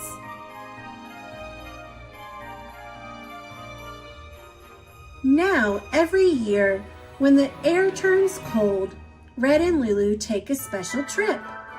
And when the crowd comes to sing, they sit together, snuggled close on a snowy branch, and listen. Oh, Christmas tree, thy leaves are so unchanging.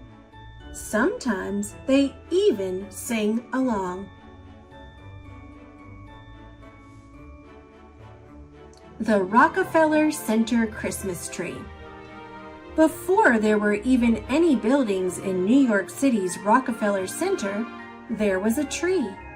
On Christmas Eve in 1931, construction workers decorated a 20-foot evergreen with whatever they could find. Strings of cranberries, paper, garlands, tin cans, and even foil gum wrappers. Little did they know that they were starting a tradition that would last for 8 decades and beyond. Now every year, the head gardener at Rockefeller Center searches far and wide for the perfect Christmas tree. The chosen tree is almost always a Norway spruce, a type of tree that is not native to the United States. So it's usually found not in the forest, but in someone's yard, where it was planted decades ago. Once on its pedestal, the Rockefeller Center Christmas tree stands as tall as an 8-story building and is decorated with more than 45,000 multicolored lights. The star on top weighs 550 pounds. Every year, on the first Wednesday after Thanksgiving, 200,000 people pack into Rockefeller Center to watch the annual tree lighting ceremony, while millions more watch on television. And every day until the tree is taken down in January, hundreds of thousands of people visit Rockefeller Center to see the world's most famous tree. When the holiday season is over, the Rockefeller Center Christmas tree is donated to Habitat for Humanity, a charitable organization that uses lumber from the tree to build homes for families in need.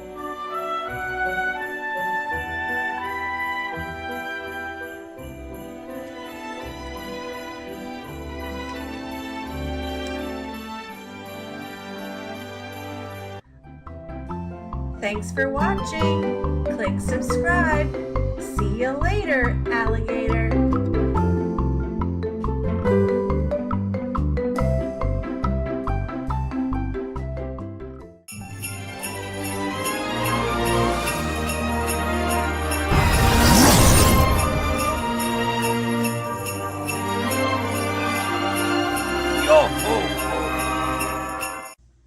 Santa is Coming to Georgia. Written by Steve Smallman, illustrated by Robert Dunn and Stefano Tambellini. Well, boomed Santa, have all the children from Georgia been good this year? Well, mostly, answered the little old elf as he bustled across the busy workshop to Santa's desk. Santa peered down at the elf from behind the tall, teetering piles of letters that the children of Georgia had sent him. Mostly? Asked Santa, looking over the top of his glasses.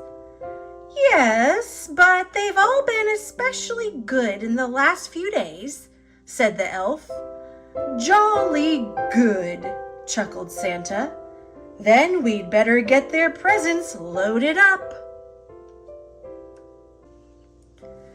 Even though the sack of presents was really, really big and the elves were really, really small, they seemed to have no trouble loading it into Santa's sleigh. Though how they managed to fit such a big sack into one little sleigh, even they didn't know. But somehow they did. Splendid, boomed Santa. We're ready to go. Not quite, Santa, said the little old elf. One of our reindeer is missing. Missing? Which reindeer is missing? Asked Santa. The youngest one, Santa, said the elf. It's his first flight tonight. I've called him, but... Just then, a young reindeer strolled up, munching on a large carrot. Where have you been? Asked Santa. But the youngest reindeer was crunching so loudly that it was no wonder he hadn't heard the little old elf calling. Oh, well, never mind, said Santa, giving the reindeer a little wink. He took out his Santa nav and tapped in the coordinates for Georgia. This will guide us to Georgia in no time. Crunch, crunch, crunch. With a flick of the reins and a jerk of the harness, off they went, racing through the sky. Ho, ho, ho, laughed Santa. We'll soon have these presents delivered to the Peach State. Santa's sleigh flew through the starry night, heading south across the Arctic Ocean. On they flew in the crisp, wintry air, crossing over Canada. In the wink of an eye, the sleigh was flying above the Great Lakes and on over the Appalachian Mountains. The youngest reindeer was very excited. He had never been away from the North Pole before. They were just nearing the Blue Ridge Mountains when suddenly they ran into thick fog. Mist swirled around the sleigh. They couldn't see a thing. The youngest reindeer was getting a bit worried, but Santa didn't seem concerned. In 2 miles, said the Santa nav in a bossy lady's voice. Keep left at the next star. But ma'am, Santa blustered, I can't see any stars in all this fog. Soon they were hopelessly lost. Then, through the foggy blanket, the youngest reindeer heard a faint ringing sound. Ding dong, ding dong. He looked over at the old reindeer with the red nose, but he had his head down. Red nose? I wonder who that could be. Do you know? Ding dong, ding dong, ding dong. There was that sound again, like church bells ringing. The youngest reindeer turned around to look at Santa, but Santa wasn't listening. He seemed to be arguing with a little box with buttons on it. With a flick of the harness and a jerk of the reins, the youngest reindeer gave a sharp tug and headed off toward the sound of the bells, pulling Santa and his sleigh behind him. "Whoa!" cried Santa, pulling his hat straight. "What's going on?" Then, to his surprise, he heard the ringing sound. "Well done, young reindeer," he shouted cheerfully. "It must be the Cathedral of St. Philip in Atlanta. Don't worry, children, Santa is coming." Then, suddenly, crunch! The sleigh hit something as it plummeted through the fog. "You have arrived," said the Santa Nav unhelpfully. Finally, when the fog had lifted, Santa discovered exactly where they were, stuck right at the very top of the Georgia State Capitol. "Everybody pull!" The reindeer pulled with all their might until at last, with a screeching noise, the sleigh scraped clear of the dome, and Santa steered them safely past World of Coca-Cola, along Marietta Street, and down into Centennial Olympic Park. Luckily, there was no real damage done, but the packages had all been jumbled up. Santa quickly sorted the presents into order again. "All right," said Santa. "Thanks to this young reindeer, I know where we are now. Don't worry, children. Santa is coming." Santa drove his sleigh expertly from rooftop to rooftop all over Georgia, popping in and out of chimneys as fast as he could go. There were big chimneys in Thomasville and small chimneys in Athens. He squeezed down thin chimneys in Gainesville and plummeted down fat chimneys in Statesboro. The youngest reindeer was amazed at how quickly they went. Santa never seemed to get tired at all. And it looked like the children in Georgia were going to be very lucky this year. But the youngest reindeer was starting to feel a bit weary and quite hungry too.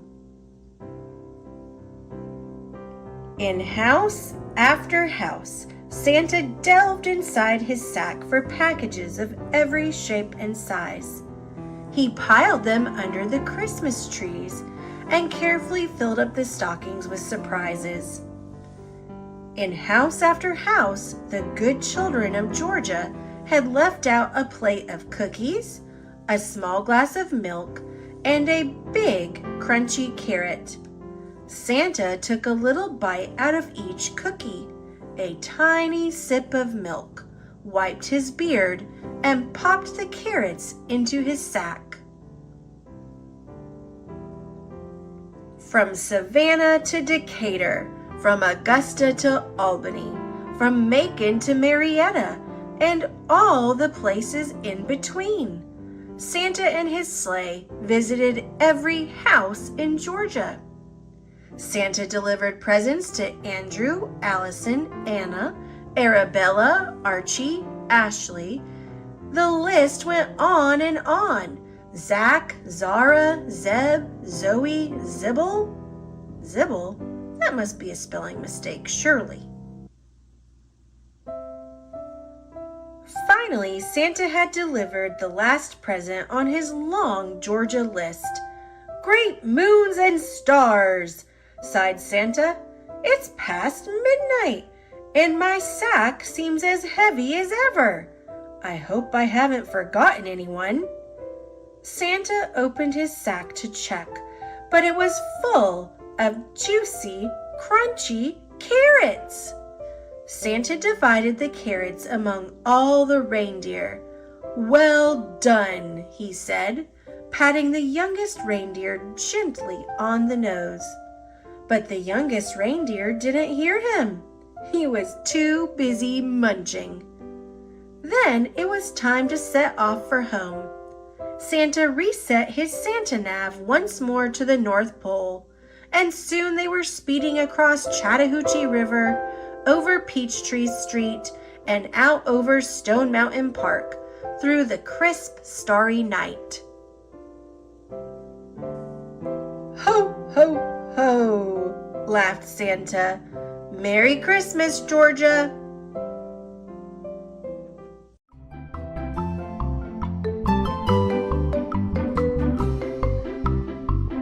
Thanks for watching. Click subscribe. See you later, alligator.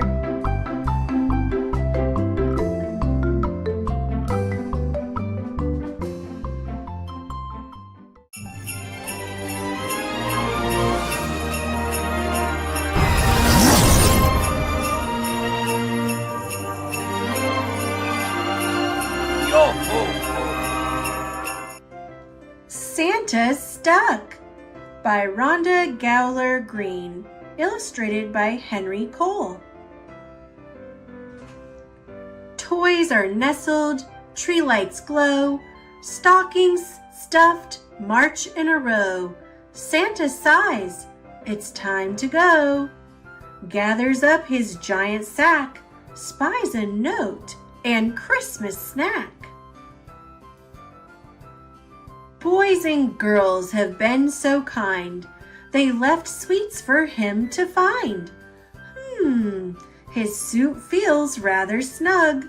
Santa shrugs a jolly shrug. One more cookie? Couldn't hurt. This last snack will be dessert. Santa rests his weary feet, munches on a scrumptious treat.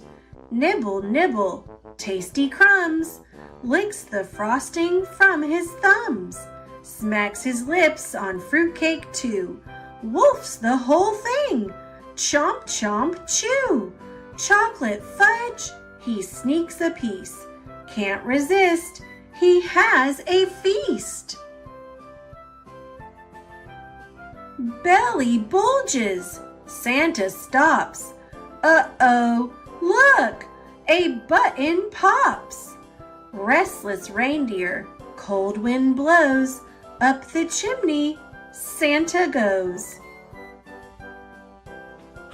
Suddenly, a sound is heard. Rap, tap, tap, and one wee word. Help!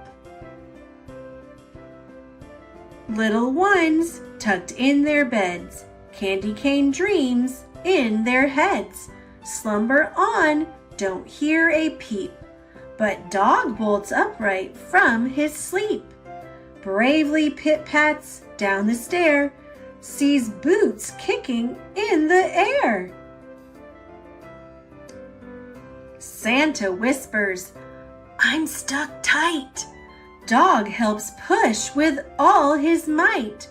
No luck, Santa's stuck. Meanwhile, reindeer heed the plea, form a chain, then pull on 3. 1, 2, 3. Dasher, Dancer, Prancer, Vixen, Comet, Cupid, Donder, Blitzen, Rudolph too. They all heave ho as one dog pushes down below. No luck, Santa's stuck. Mama Cat wakes from her nap. hears that help and rap tap tap, sees that Santa's in a fix, calls her kittens 1 through 6. 1, 2, 3, 4, 5, 6, meow. Reindeer, dog, kittens, cat, pull like this, push like that. No luck, Santa's stuck. Ho, ho, ho, a tiny mouse stirs inside his tiny house. Scampers out to lend a hand, Santa gives the go command. Push, pull, push, pull. Push, pop, whoosh. Santa's out, a silent cheer. Reindeer harness up their gear. Back inside his Christmas sleigh, Santa shouts, now dash away. Then he waves and soars from sight. Merry Christmas and good night.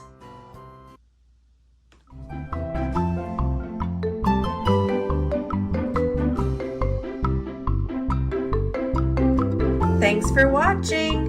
Click subscribe. See you later, alligator.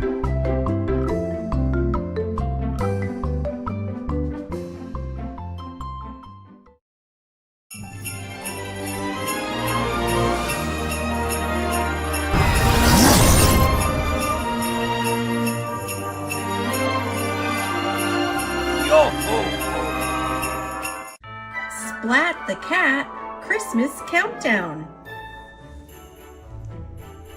It's sundown on Christmas Eve when Splat decides to put up a new tree.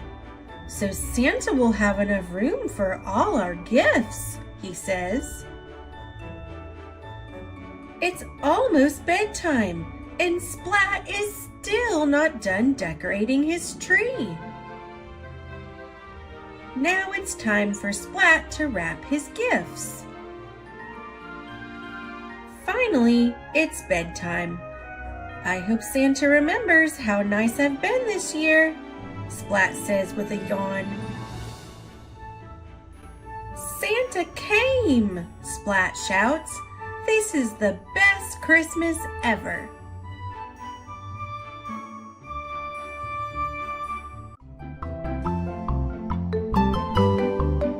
Thanks for watching. Click subscribe. See you later, alligator.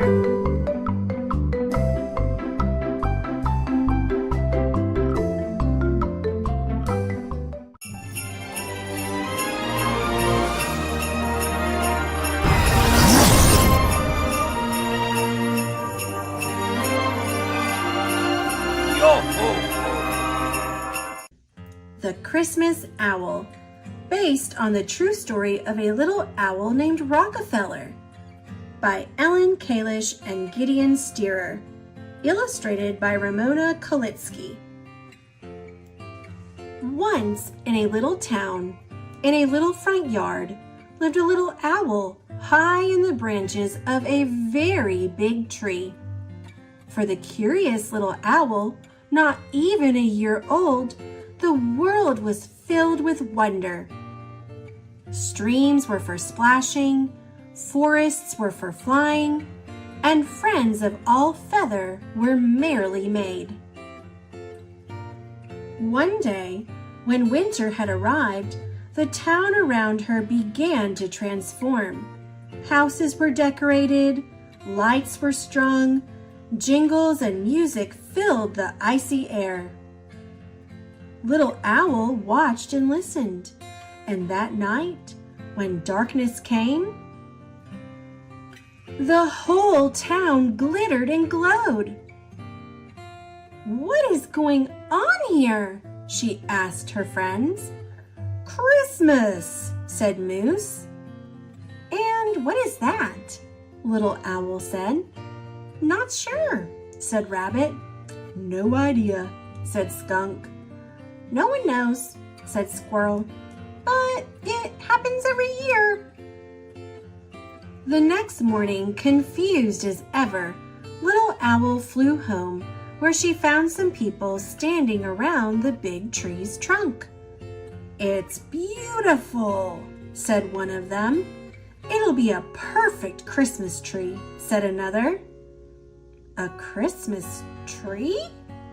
Little Owl wondered. "My home is Christmas?" The workers began attaching wires and ropes to the tree. As Little Owl hid in the shadows, the branches pulled tight around her. She was trapped. Then she heard a roar. The tree shook.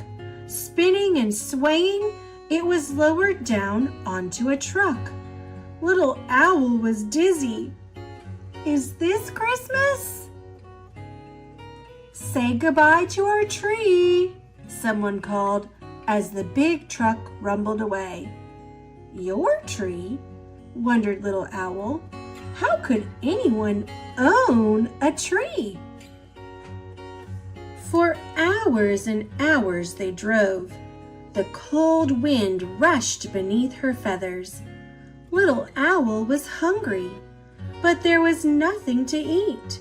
She was thirsty, but there was nothing to drink. She was lonely, and her friends were far, far away. "Is this Christmas?" Pinned against the tree, she tried to sleep. At last, 3 days later, the truck came to a stop. Again, the tree jostled and lifted. Then, all at once, its branches spread. Worn and weak, Little Owl edged out into the light. "Where am I?" Below her, hundreds of people stomped and scowled, and cars clogged the streets. Above, strange towers scraped the sky. "This is not home." She tried to flap her wings, but she wasn't strong enough. As her eyes were closing, she saw, "There's an owl in here." When Little Owl awoke, she was in a box. It opened and a new face peered inside. "Hello, little one. I'm Ellen. Let's get you inside."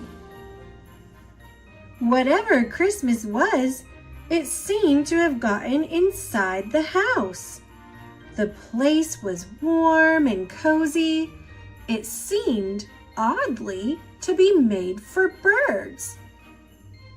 "Why are you here?" Little Owl asked. "Broken leg," said Hawk. "Broken wing," said Falcon.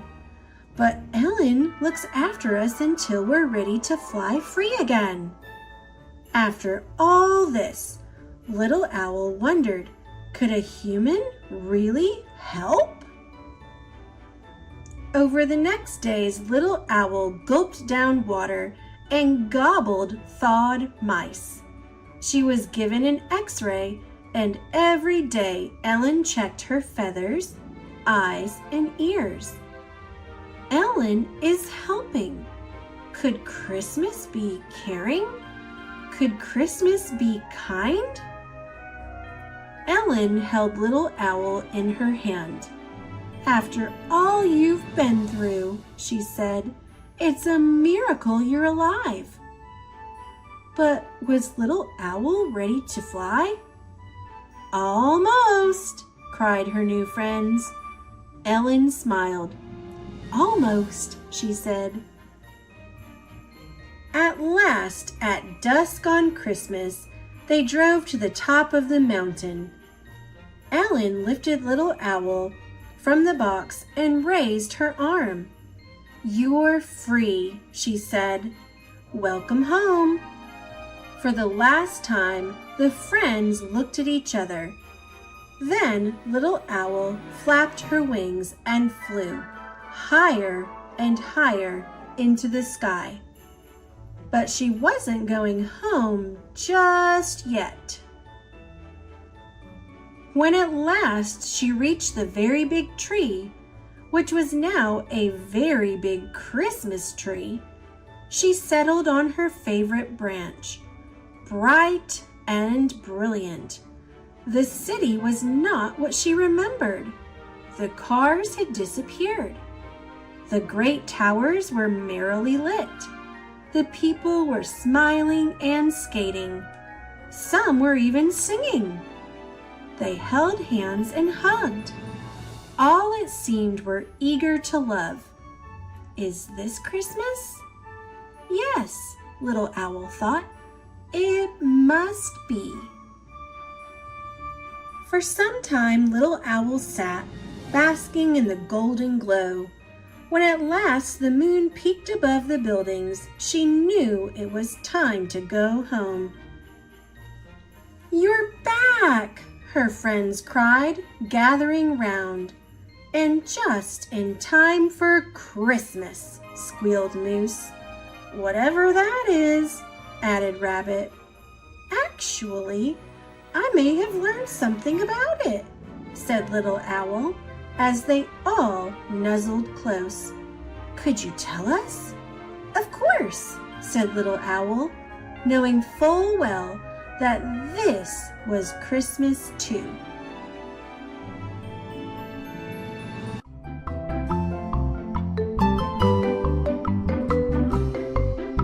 Thanks for watching. Click subscribe. See you later, alligator.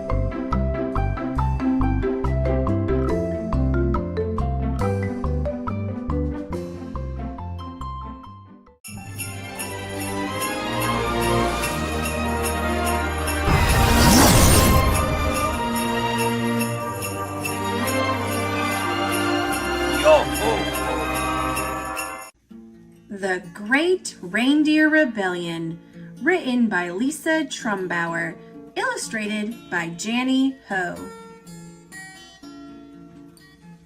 'Twas the week before Christmas, and somewhere up north, dear Santa was frantic. He paced back and forth. He had just heard some news that he sure didn't like. It seemed that the reindeer were going on strike.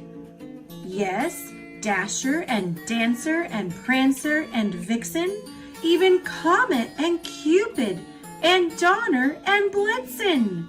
They said, "We are finished. We've had quite enough of pulling your sleigh with such big, heavy stuff. We're striking dear Santa, and until things get better, no pulling or flying. We're in this together." So Santa decided, "That's fine. Be that way. I'm sure I'll find others who will pull my sleigh." He wrote up a want ad for lands far and near. Please come and help Santa, or no Christmas this year. Soon creatures came running and leaping and clopping, hopping and flying, and creeping and romping. So many to choose from. Which one should I pick? I'll show those old reindeer they can't stop Saint Nick. Let's start with the pooches. Yes, dogs would be best. Then he hooked them all up, and he gave them a test. To the top of my wall, to the top of my roof. And the dogs started scrambling and barking, woof, woof. "They're flying! I knew it!" Saint Nick began yelling. But then those 8 dogs started sniffing and smelling. "There's food!" the dogs whimpered. "Yes, food! Come this way!" And the dogs scampered off, forgetting the sleigh. "I won't be discouraged. Come on, cats, it's showtime." The cats trotted over and were harnessed in no time. "Go! Fly!" Santa hollered. "To the top of that hill." So the cats all dashed forward, and they'd be running still if not for the stray mouse that ran in their way. They shook off the harness. No flying today. No pooches, no felines. What am I to do?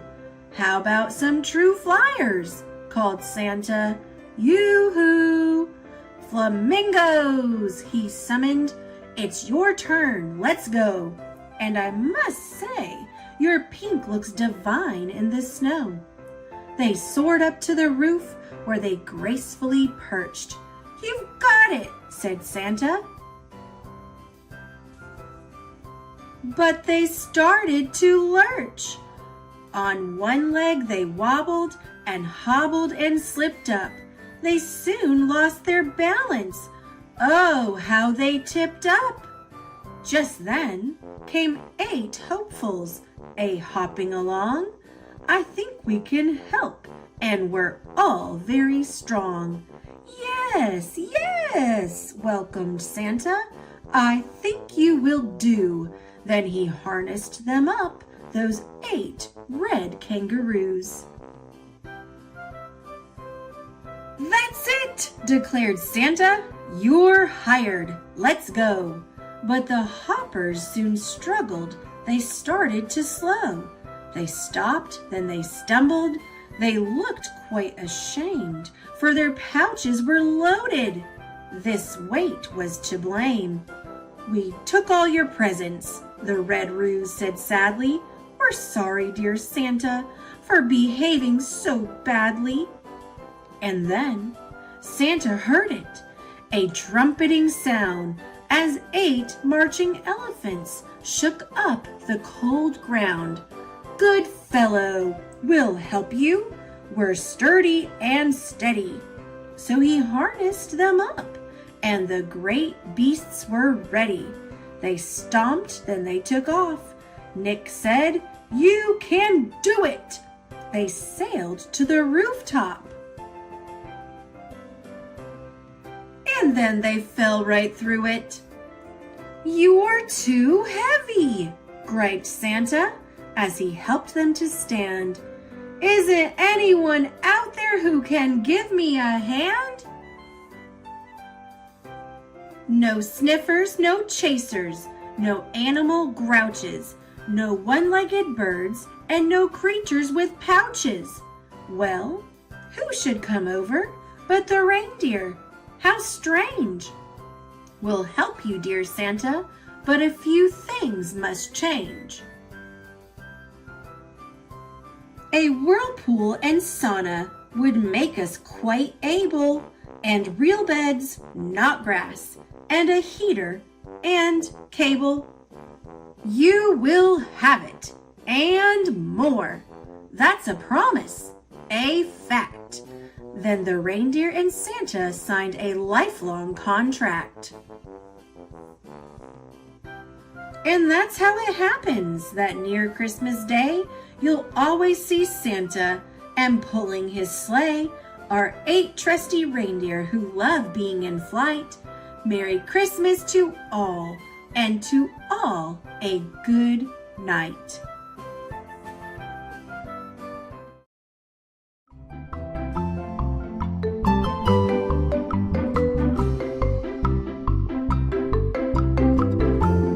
Thanks for watching. Click subscribe. See you later, alligator.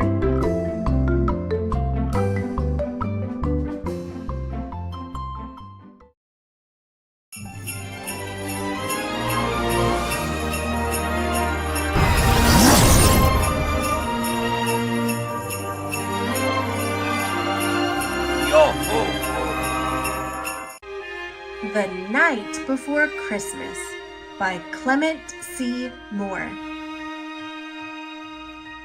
'Twas the night before Christmas, when all through the house not a creature was stirring, not even a mouse.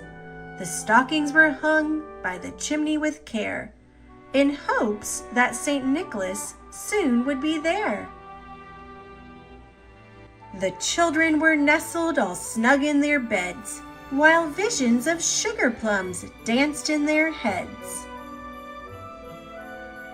And Mama in her kerchief, and I in my cap, had just settled our brains for a long winter's nap, when out on the lawn there arose such a clatter, I sprang from my bed to see what was the matter.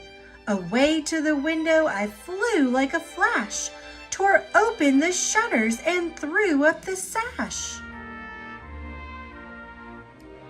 The moon on the breast of the new fallen snow gave the luster of midday to objects below, when what to my wondering eyes should appear but a miniature sleigh and 8 tiny reindeer, with a little old driver so lively and quick, I knew in a moment it must be Saint Nick.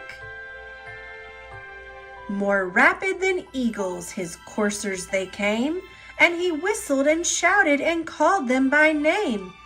Now Dasher, now Dancer, now Prancer and Vixen, on Comet, on Cupid, on Donder and Blitzen, to the top of the porch, to the top of the wall, now dash away, dash away, dash away all. As dry leaves that before the wild hurricane fly, when they meet with an obstacle mount to the sky, so up to the housetop the coursers they flew, with the sleigh full of toys and St. Nicholas too. And then, in a twinkling I heard on the roof the prancing and pawing of each little hoof. As I drew in my head and was turning around, down the chimney St. Nicholas came with a bound. He was dressed all in fur from his head to his foot, and his clothes were all tarnished with ashes and soot. A bundle of toys he had flung on his back, and he looked like a peddler just opening his pack. His eyes, how they twinkled, his dimples, how merry. His cheeks were like roses, his nose like a cherry. His droll little mouth was drawn up like a bow, and the beard of his chin was as white as the snow. The stump of a pipe he held tight in his teeth, and the smoke it encircled his head like a wreath. He had a broad face and a little round belly that shook when he laughed like a bowl full of jelly.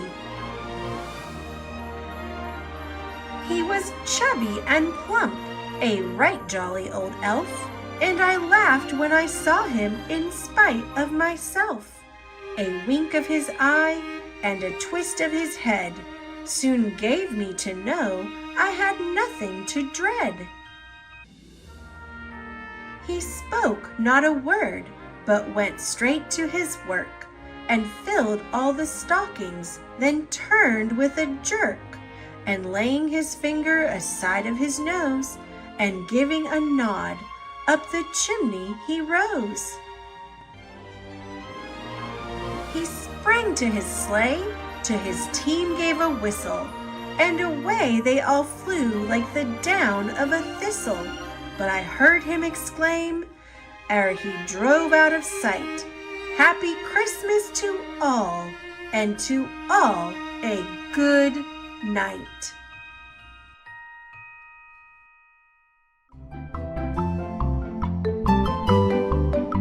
Thanks for watching. Click subscribe.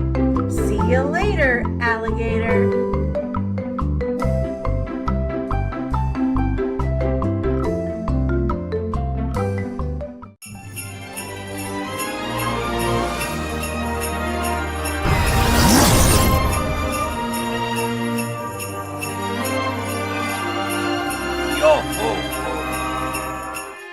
The Polar Express written and illustrated by Chris Van Allsburg. On Christmas Eve, many years ago, I lay quietly in my bed. I did not rustle the sheets. I breathed slowly and silently. I was listening for a sound a friend had told me I'd never hear. The ringing bells of Santa's sleigh. "There is no Santa," my friend had insisted, but I knew he was wrong. Late that night, I did hear sounds, though not of ringing bells. From outside came sounds of hissing steam and squeaking metal. I looked through my window and saw a train standing perfectly still in front of my house. It was wrapped in an apron of steam. Snowflakes fell lightly around it. A conductor stood at the open door of one of the cars. He took a large pocket watch from his vest, then looked up at my window. I put on my slippers and robe. I tiptoed downstairs and out the door. "All aboard!" the conductor cried out. I ran up to him. "Well," he said, "are you coming?" "Where?" I asked. "Why, to the North Pole, of course," was his answer. "This is the Polar Express." I took his outstretched hand and he pulled me aboard. The train was filled with other children, all in their pajamas and nightgowns. We sang Christmas carols and ate candies with nougat centers as white as snow. We drank hot chocolate as thick and rich as melted chocolate bars. Outside, the lights of towns and villages flickered in the distance as the Polar Express raced northward. Soon, there were no more lights to be seen.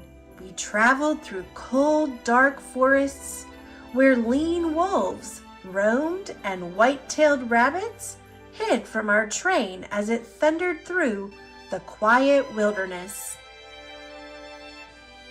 We climbed mountains so high it seemed as if we would scrape the moon. But the Polar Express never slowed down. Faster and faster we ran along, rolling over peaks and through valleys like a car on a roller coaster. The mountains turned into hills, the hills to snow-covered plains. We crossed a barren desert of ice, the great polar ice cap. Lights appeared in the distance. They looked like the lights of a strange ocean liner sailing on a frozen sea. "There," said the conductor, "is the North Pole." The North Pole! It was a huge city standing alone at the top of the world, filled with factories where every Christmas toy was made. At first, we saw no elves. "They are gathering at the center of the city," the conductor told us. "That is where Santa will give the first gift of Christmas." "Who receives the first gift?" we all asked. The conductor answered, "He will choose one of you." "Look!" shouted one of the children. "The elves!" Outside we saw hundreds of elves. As our train drew closer to the center of the North Pole, we slowed to a crawl. So crowded were the streets with Santa's helpers. When the Polar Express could go no farther, we stopped and the conductor led us outside. We pressed through the crowd to the edge of a large open circle. In front of us stood Santa's sleigh. The reindeer were excited. They pranced and paced, ringing the silver sleigh bells that hung from their harnesses. It was a magical sound, like nothing I've ever heard. Across the circle, the elves moved apart, and Santa Claus appeared. The elves cheered wildly. He marched over to us and, pointing to me, said, "Let's have this fellow here." He jumped into his sleigh. The conductor handed me up. I sat on Santa's knee, and he asked, "Now, what would you like for Christmas?" I knew that I could have any gift I could imagine. But the one thing I wanted most for Christmas was not inside Santa's giant bag. What I wanted more than anything was one silver bell from Santa's sleigh. When I asked, Santa smiled. Then he gave me a hug and told an elf to cut a bell from a reindeer's harness. The elf tossed it up to Santa. He stood holding the bell high above him and called out, "The first gift of Christmas!" A clock struck midnight as the elves roared their approval.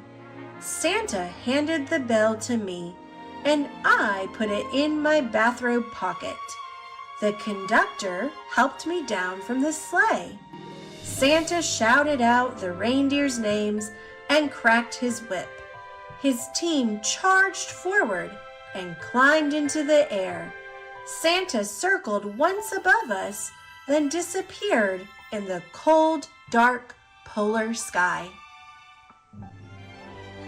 As soon as we were back inside the Polar Express, the other children asked to see the bell. I reached into my pocket, but the only thing I felt was a hole. I had lost the silver bell from Santa Claus's sleigh. "Let's hurry outside and look for it," one of the children said. But the train gave a sudden lurch and started moving. We were on our way home.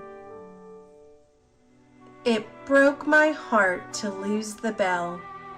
When the train reached my house, I sadly left the other children.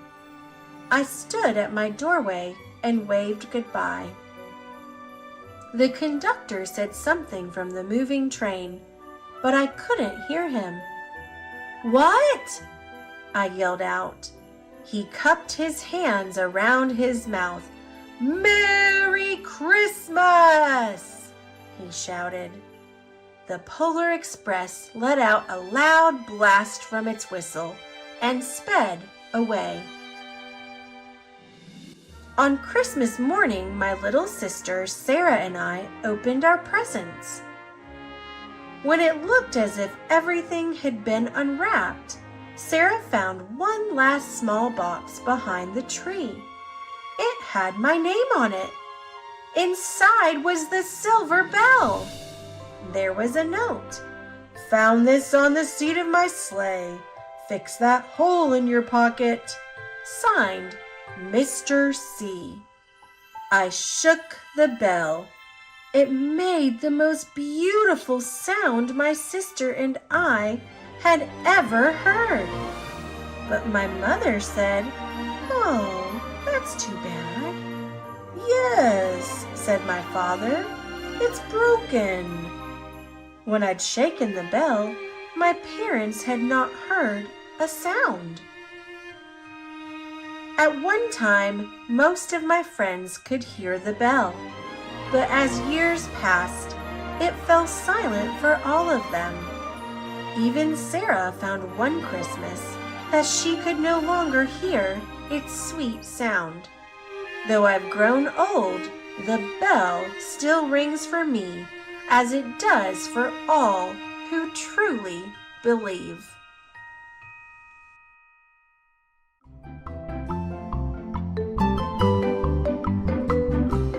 Thanks for watching. Click subscribe. See you later, alligator.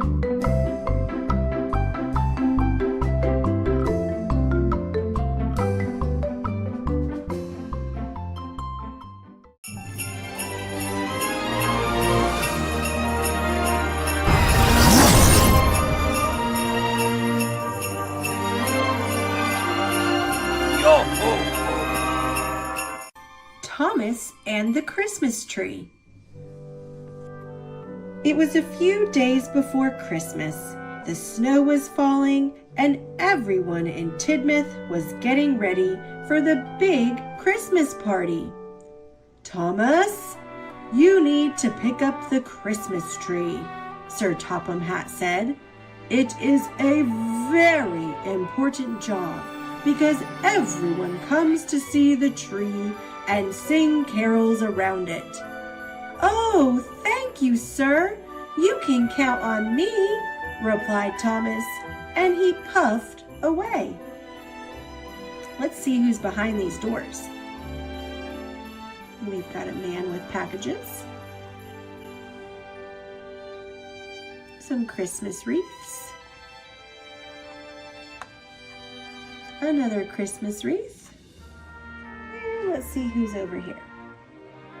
Oh, looks like a lady decorating for Christmas. The next morning, Thomas had still not returned with the important Christmas tree. Thomas must be stuck in the snow, said Sir Topham Hatt. Donald and Douglas, I need you to rescue him. The twins struggled through the snow, but they couldn't find Thomas. Suddenly, Harold appeared overhead. I see Thomas, he cried. Do you see Thomas? I think I see him. There he is, covered in snow.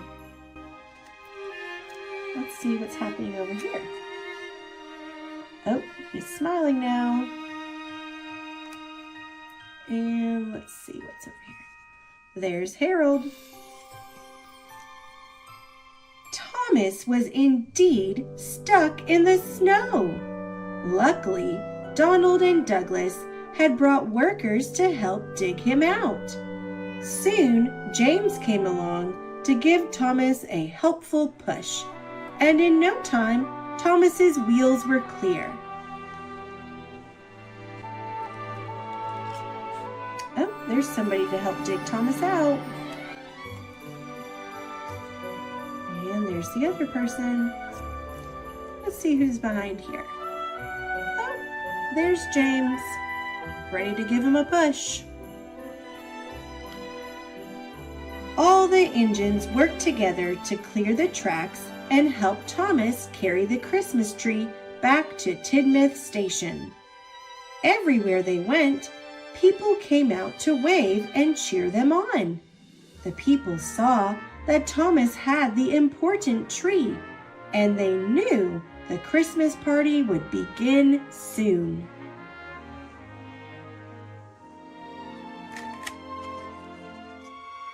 There's that little boy waving, and the snowman's waving too.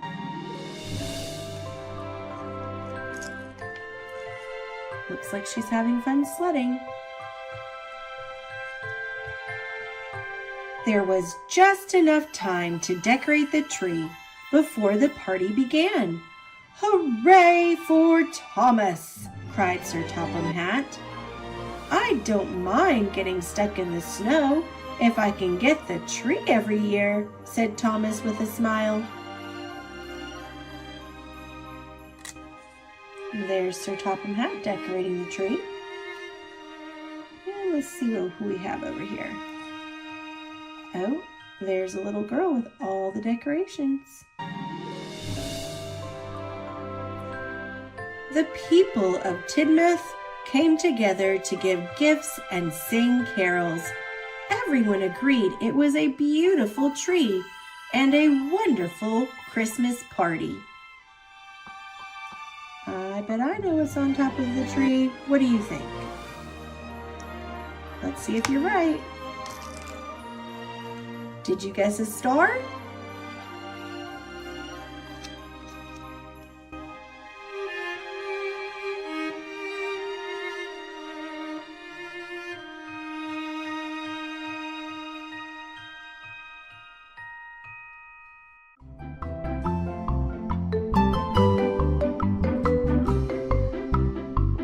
Thanks for watching. Click subscribe. See you later, alligator.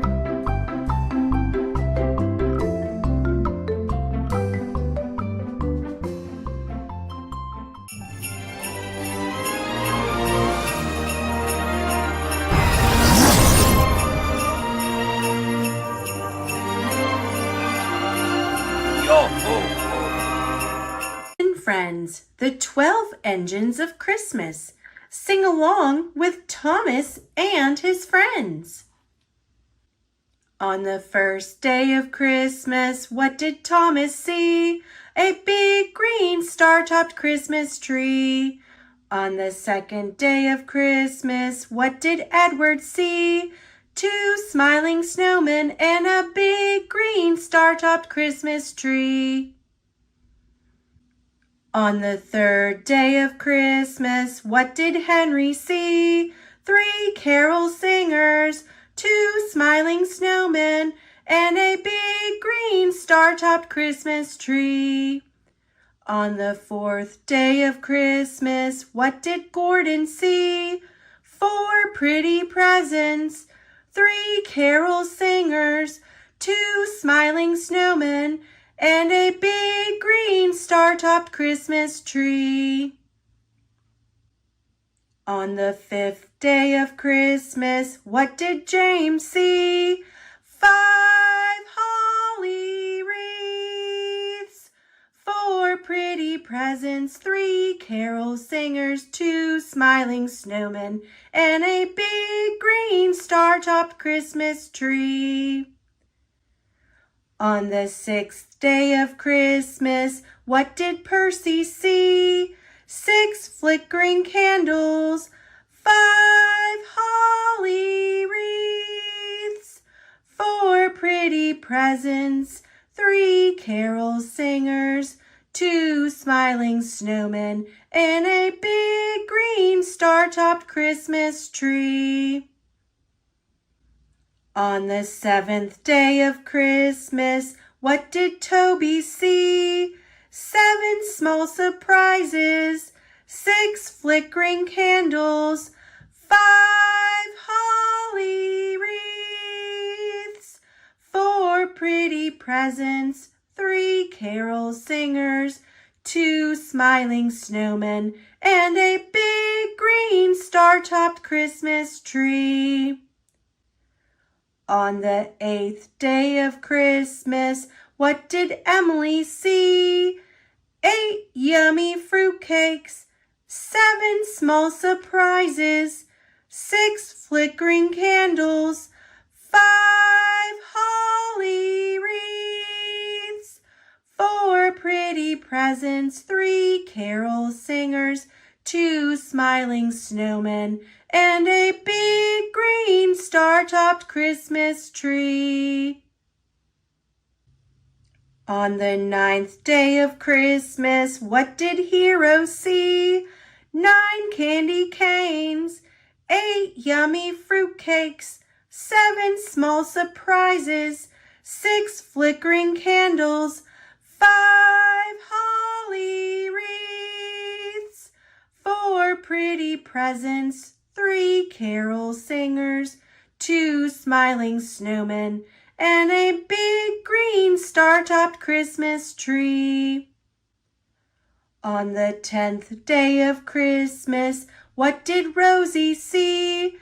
10 tree decorations, 9 candy canes, 8 yummy fruitcakes, 7 small surprises, 6 flickering candles, 5 holly wreaths, 4 pretty presents, 3 carol singers, 2 smiling snowmen, and a big green star-topped Christmas tree. On the 11th day of Christmas, what did Diesel see? 11 lacy snowflakes, 10 tree decorations, 9 candy canes, 8 yummy fruitcakes, 7 small surprises, 6 flickering candles, 5 holly wreaths, 4 pretty presents, 3 carol singers, 2 smiling snowmen, and a big green star-topped Christmas tree. On the 12th day of Christmas, what did Spencer see?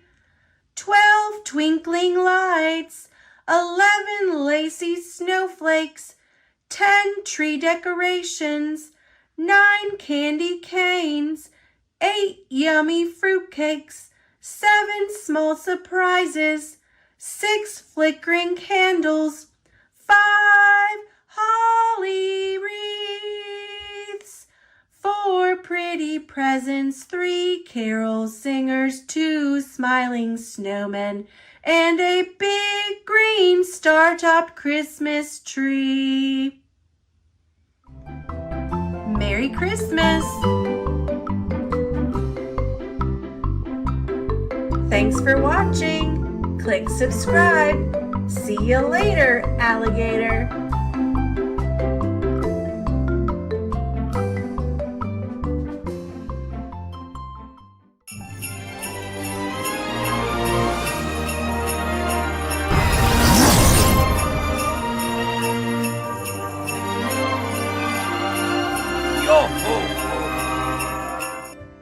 Thomas and Friends, Santa's Little Engine. Based on the Railway series by the Reverend W. Awdry. Illustrated by Tom Lapadula. Christmas on the island of Sodor. Plow, Thomas, plow. It is time for the Christmas fair. Who will play Santa? Sir Topham Hat. Santa needs a sled. Workers hammer. Painters paint. Winston does not look like a sled. Thomas picks up a real sled. Uh-oh, ice. Thomas goes slow. Peep, peep. The sled is safe. Where is Santa? Ho, ho, ho. Santa is ready. Thomas backs up. Watch out, Thomas! Oh no, he bumps the sled. Thomas will save Santa. Hurry, Thomas! Look out for branches! Peep, peep! Ho, ho, ho! Thomas pulls Santa's sled. Merry Christmas!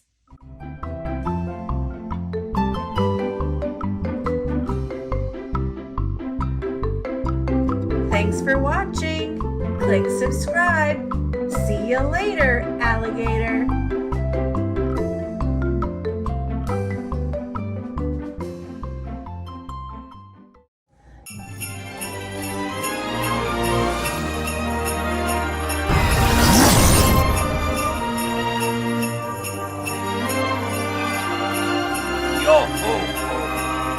Thomas and Friends, Christmas in Wellsworth.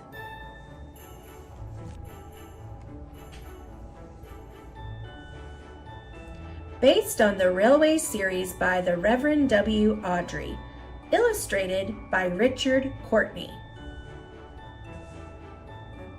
It was 2 days before Christmas. Everywhere Thomas looked, Wellsworth was bustling with preparations. Toby brought shoppers into town.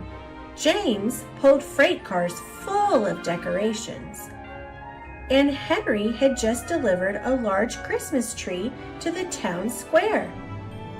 The following night, Wellsworth would have a wonderful Christmas Eve festival.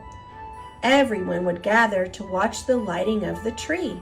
They'd sing carols and ring bells. Thomas couldn't wait. If only it would snow, he thought. Then everything would be perfect. I'm afraid we won't have a white Christmas this year, Thomas peeped as he looked up at the blue sky. That's okay with me, said Henry. I have so much to do. I don't need a snowstorm now. Thomas loved the snow, even if he had to wear his heavy snowplow. Snow would make the Christmas Eve festival so pretty. Just then, Sir Topham Hatt called to Thomas. I have a message from Lady Hatt, he said. She wants to come to the festival, but my car is in the garage for maintenance. I need you to run over to Kelsthorpe to pick her up. Please take Annie and Clarabelle so you can bring my grandchildren as well. Yes, sir, peeped Thomas.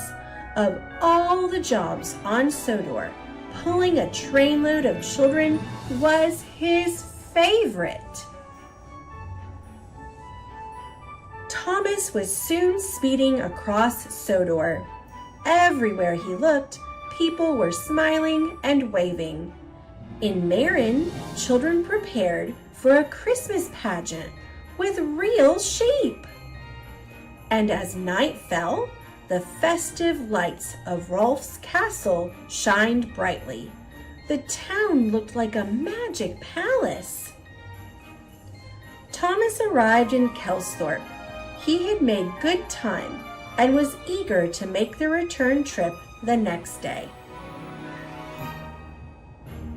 When Thomas awoke the next morning, the weather had changed. It was cloudy and damp and getting colder by the hour. A chilly fog rolled over the town. Soon, Lady Hatt and the children arrived at the station. They climbed aboard Annie and Clarabelle, dressed in their holiday best and carrying boxes of gifts. They couldn't wait to get to Wellsworth and the festival. The fog grew thicker. Thomas chugged away slowly. The cold wind blew and the tracks were wet and slippery. Thomas's lamp was useless in the fog, and his driver held the throttle tight. They crept along more and more slowly. This isn't very merry weather at all, Thomas peeped. As he rolled past Rolf's castle, Thomas couldn't see the town through the thick fog. He wanted to get to Wellsworth as soon as possible. Thomas knew they had to be careful and go slowly. He hoped they would pass through this bad weather soon. But the bad weather didn't lift, and as it grew later and later, darkness soon added to Thomas's problems. As he climbed toward Kildane, Thomas knew he wouldn't be in Wellsworth in time for the festival. He would miss the tree lighting, and worst of all, he was sure he had ruined Christmas for Sir Topham Hatt and his family. Meanwhile, the people of Wellsworth gathered around the tree in the town square. They lit the festive lights and sang carols. but Sir Topham Hatt was not with them. Sir Topham Hatt waited nervously at the Wellsworth station. There were reports of fog and frost all over the countryside. He checked his watch and worried. "I hope everyone is okay," he whispered to himself. Finally, as Thomas chugged over the hills outside Wellsworth, the fog lifted. He could see candles flickering in the windows of homes he passed. The streets of Wellsworth were empty, and even the sight of the great glowing Christmas tree at the center of town didn't cheer Thomas. When they reached the station, Sir Topham Hatt hugged his wife and helped carry the sleeping children off Annie and Clarabelle. "And now we must get these children to bed," said Lady Hatt, "or Santa Claus will never arrive." Thomas chugged back to the yard, feeling very low indeed. The next morning, the yard was blanketed with beautiful snow. All the engines wished each other Happy Christmas. "I'm sorry I missed the festival," Thomas peeped to James. "And worst of all, I think I ruined Sir Topham Hatt's holiday."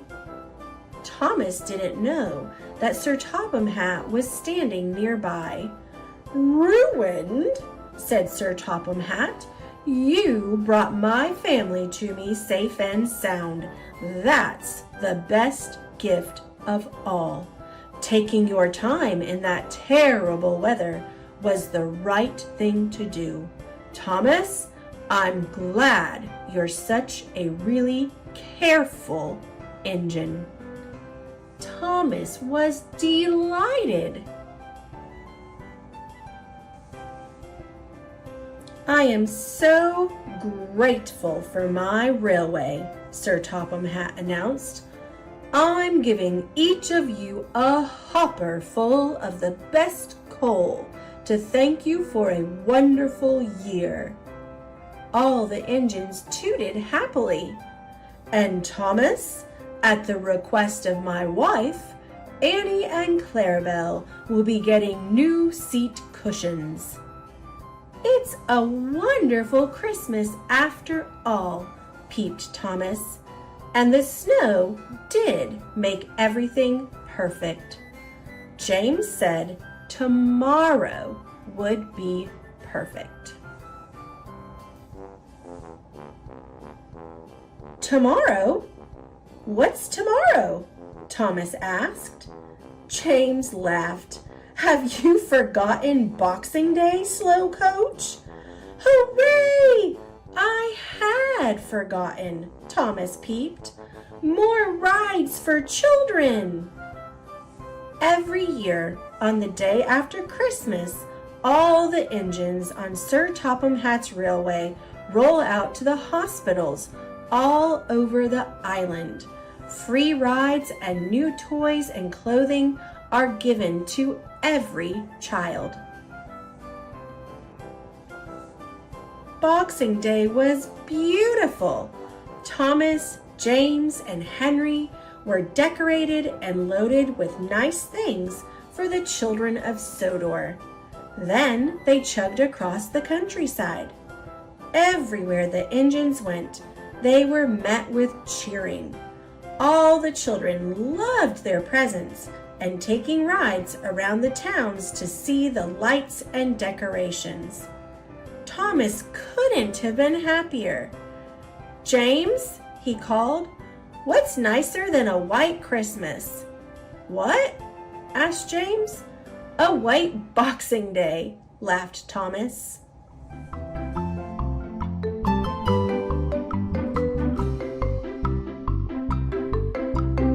Thanks for watching.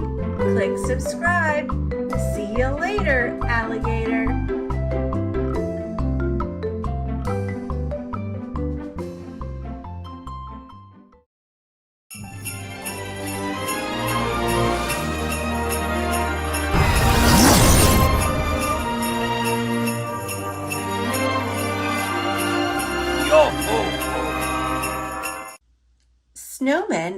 Christmas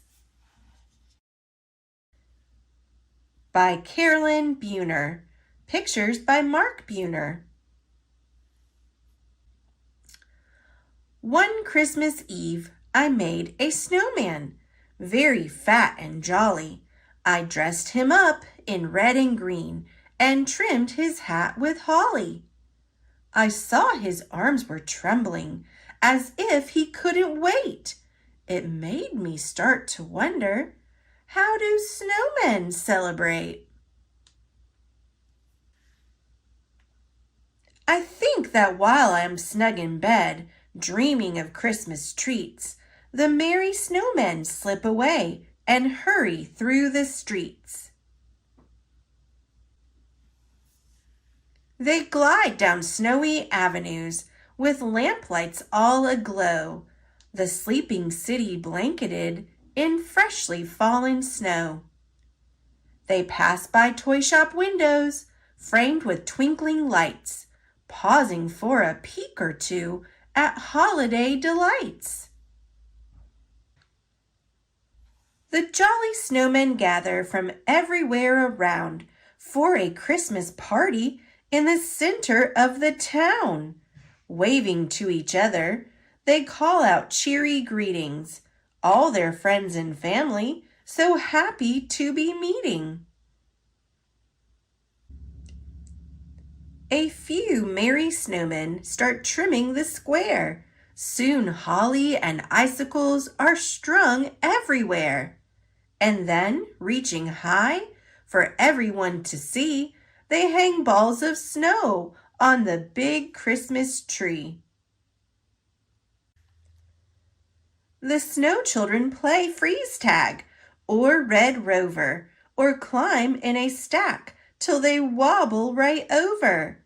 The mothers lay out all kinds of cold treats, ice cream and snow cones, and dainty iced sweets. Then the dancing begins to the tune of a fiddle. All the snowmen line up and sashay down the middle. Someone says, "Hush! Could that be a jingle?" Then over the hill glides the snowman Kris Kringle. He opens his sack with a jolly ho, ho, and pulls out their presents, each made out of snow. Santa sips his cocoa, the reindeer romp and play, and then with a whistle they're off on their way. Such fun snowmen have, but there's still one more thing. With hearts full of joy, they hold hands and they sing. While the fiddler plays and sweet silver bells ring, they sing songs about snow and the birth of a king. The children are sleepy, the grown-ups are yawning. The snowmen go home just as Christmas is dawning. They're all back in their places when Christmas Day starts, but these folks made of snow have a glow in their hearts. Their smiles are more tender, their eyes softly shine, as the snowmen dream dreams of their Christmas time. Merry Christmas!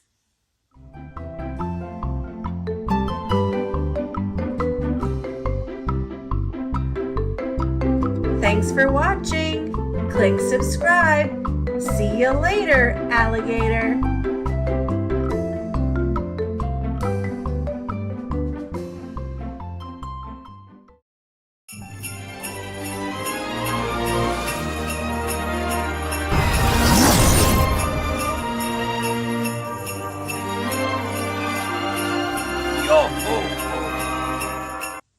There's an Elf in Your Book by Tom Fletcher, illustrated by Greg Abbott. Oh, look! There's an elf in your book. Elves here do the nice list test with you. You need to be on the nice list if you want Santa to bring you Christmas presents. For you to pass the test, Elf will ask you to do some nice things. But watch out! Elves can be a bit mischievous. Don't get tricked into being naughty, okay? When you're ready to take the test, turn the page. Good luck! Let's start with an easy one. Touch your nose. To see if you pass the test, turn the page. Good job! You passed the first test. Now, blow a Christmas kiss. Do you think you passed? What a lovely Christmas kiss! You passed the second test. What's next? Sing a cheery Christmas song. Let's see if you passed. Beautiful singing! You passed the third test. Now, say, I'm a Weisenheimer Sparklebutt. Wait a second. This sounds like a naughty trick. I think Elf is testing you. Don't say I'm a Weisenheimer Sparklebutt. Now turn the page. Phew! It was a trick. Thank goodness you didn't say it. You passed the fourth test. How is the nice list test going so far, Elf? Awesome! Keep it up! Name Santa's most famous reindeer. Rudolph! Correct! You passed the fifth test. You're great at this. Now, do your loudest, stinkiest pizza burp.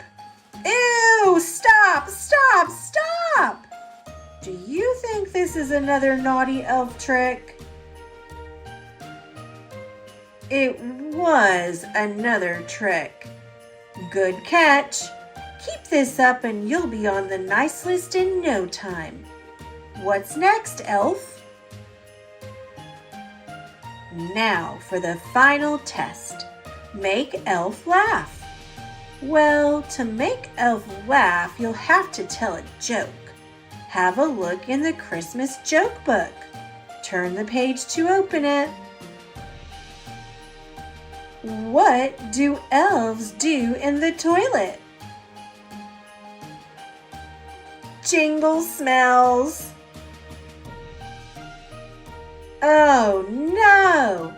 The joke was a mischievous elf trick to make you say something naughty. Does this mean you failed the test? Surely you can't be on the nice list if you've done something naughty. It looks as though Elf feels bad for tricking you. But rules are rules. Hang on a second.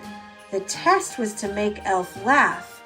And you did, so you passed the nice list test. Hooray! You are officially on the nice list. And look, what's this? Wow! It's your official nice list certificate. Make sure you leave this book out on Christmas Eve. Santa will want to check it. Until then, Merry Christmas. Stay nice. Bye, Elf.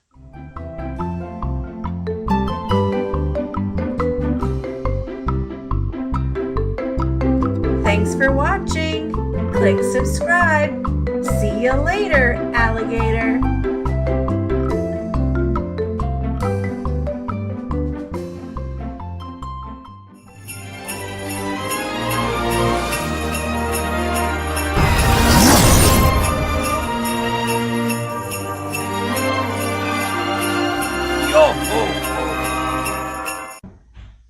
The Gingerbread Girl by Lisa Campbell Ernst. remember the sad story of the gingerbread boy. He ran away from the lonely old woman who baked him, as well as many other hungry characters. His dash through life was ended in one greedy gulp by a sly fox pretending to help him cross a river. This is the story of his younger, wiser sister. A full year had passed since the lonely old woman and the lonely old man had lost their gingerbread boy to the devious fox. They were even lonelier than before. "Let's bake again," suggested the old man one morning. "But what if the same thing happens?" cried the old woman. "I couldn't bear the loss.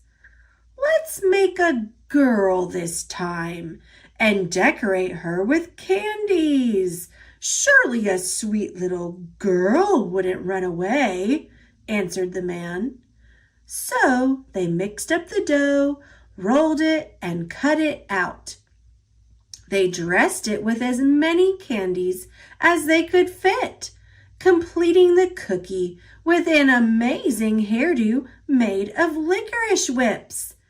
"She is sweet," gasped the woman as she slid the cookie sheet into the oven. While the lonely old woman and the lonely old man stood watch by the oven, they talked, remembering their gingerbread boy's short life.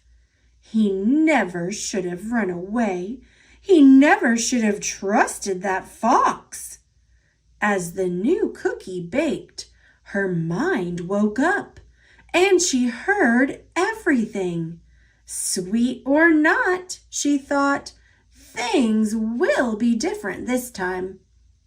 When it was time for the cookie to be done, the old woman carefully, ever so carefully, cracked open the oven door to peek. Bam! Out jumped the gingerbread cookie, running toward the door. The little old woman screamed, "Stop! Stop!" And the little old man came running. But the cookie was already out the door and headed down the same path that her brother had traveled. "Here we go," whispered the gingerbread girl.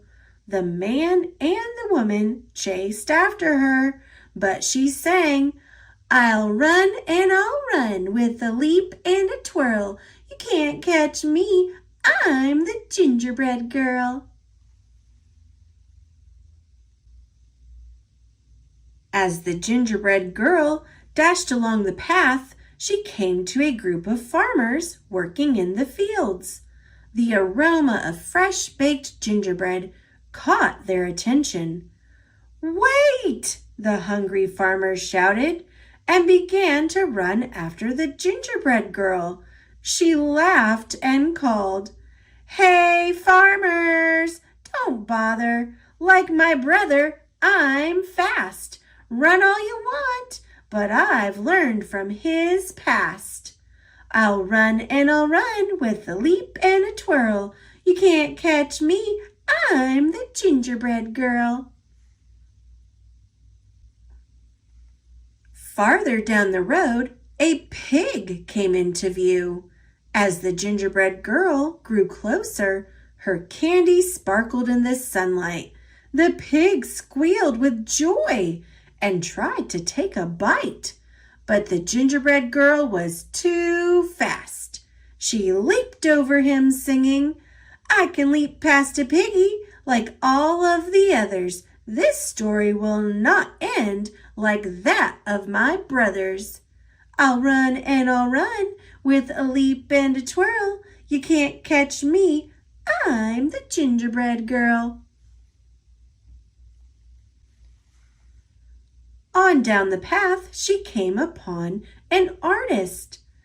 "A masterpiece, food enough to eat," the artist whispered, and reached out to scoop up the gingerbread girl.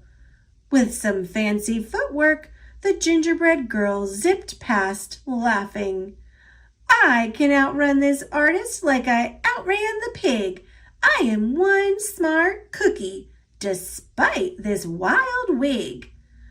I'll run and I'll run, with a leap and a twirl. You can't catch me, I'm the gingerbread girl." Farther along, the gingerbread girl passed a cow with her calf, who mooed happily. "Mama, I want a cookie to go with my milk." But when the cow tried to catch the gingerbread girl, she soon found herself running behind, listening to the gingerbread girl call, "Chase if you want, I'm faster than you. Although you have 4 feet and I've only 2. I'll run and I'll run, with a leap and a twirl. You can't catch me, I'm the gingerbread girl." Up ahead, a dog walker was crossing the path with 3 dogs. The dogs barked happily, seeing a tasty treat headed their way. But as the gingerbread girl sped past, the group was soon in line with the others, hearing, "You're joining the chase. The more the merrier, but no one can stop me, not hound, not terrier. I'll run and I'll run, with a leap and a twirl. You can't catch me, I'm the gingerbread girl." Now the path ran right past a school. The children were out for recess and feeling quite hungry. Shouts of "Cookie!" were heard across the playground. The gingerbread girl waved to them all as they joined the chase with their teachers, and she sang, "I know that it's snack time and you want a sweet. Come follow along and you'll soon have a treat. I'll run and I'll run, with a leap and a twirl. You can't catch me, I'm the gingerbread girl." Finally, the gingerbread girl came to the same river her brother had tried to cross. Who should be waiting for her but that same devious fox? "Hello, my pretty," crooned the fox. "I was a friend of your brother's. It looks like trouble runs in the family. Do let me help you across the river. Just jump onto my tail." The gingerbread girl shivered, then sang in nearly a whisper, "Do I have your promise for a safe ride to shore? You won't drop me or eat me? That's all I implore." The fox chuckled. "I promise, my sweet little tidbit." And the gingerbread girl gingerly climbed on the fox's tail. The instant the gingerbread girl climbed on, the fox dove into the water, ready for a fabulous feast. "Ooh, the water is so deep. Move to my back," he insisted, thinking this cute cookie was even dumber than her brother. Anyone could tell by looking at her that she was an airhead. The gingerbread girl did what she was told. "That's a good little girl," the fox said with a snicker. "Oh my, the water is deeper. Now move to my head." No sooner had he spoken those words than the gingerbread girl leaped to his head, pulling off a strand of her own leathery licorice hair, With the expertise of a ranch hand, she triple looped it around the fox's snout and tied it off with a half-hitch knot. "You are right," she whispered in the fox's ear. "I am good." The fox snarled and struggled and strained, thrashing about, but the gingerbread girl hung on, turning him back toward the crowd. Riding the fox like a bucking bronco, the gingerbread girl whizzed past singing, "He'll run and he'll run with a leap and a twirl. Come follow me, I'm the gingerbread girl." The awestruck crowd followed all the way back to the lonely old woman and the lonely old man's house. The gingerbread girl rode into the kitchen, secured the fox, jumped onto the table, and she measured and mixed with a leap and a twirl, singing, "I'll bake you some more. I'm the gingerbread girl." The old woman and man quickly joined in to help, having a hungry, happy houseful to feed. From that moment on, of course, they were never lonely again. And what of the fox? The gingerbread girl was eventually able to teach him some manners, using gingerbread crumbs for treats. Most days you could see them riding across the countryside and hear a small voice drifting in the breeze. "We'll run and we'll run with a leap and a twirl. I outfoxed the fox. I'm the gingerbread girl."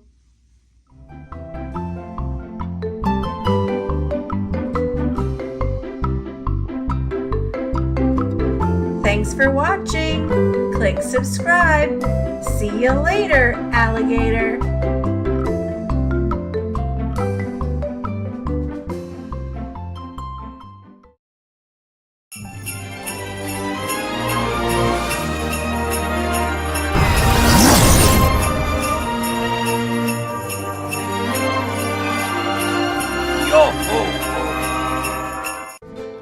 The Gingerbread Cowboy by Janet Squires, illustrated by Holly Berry.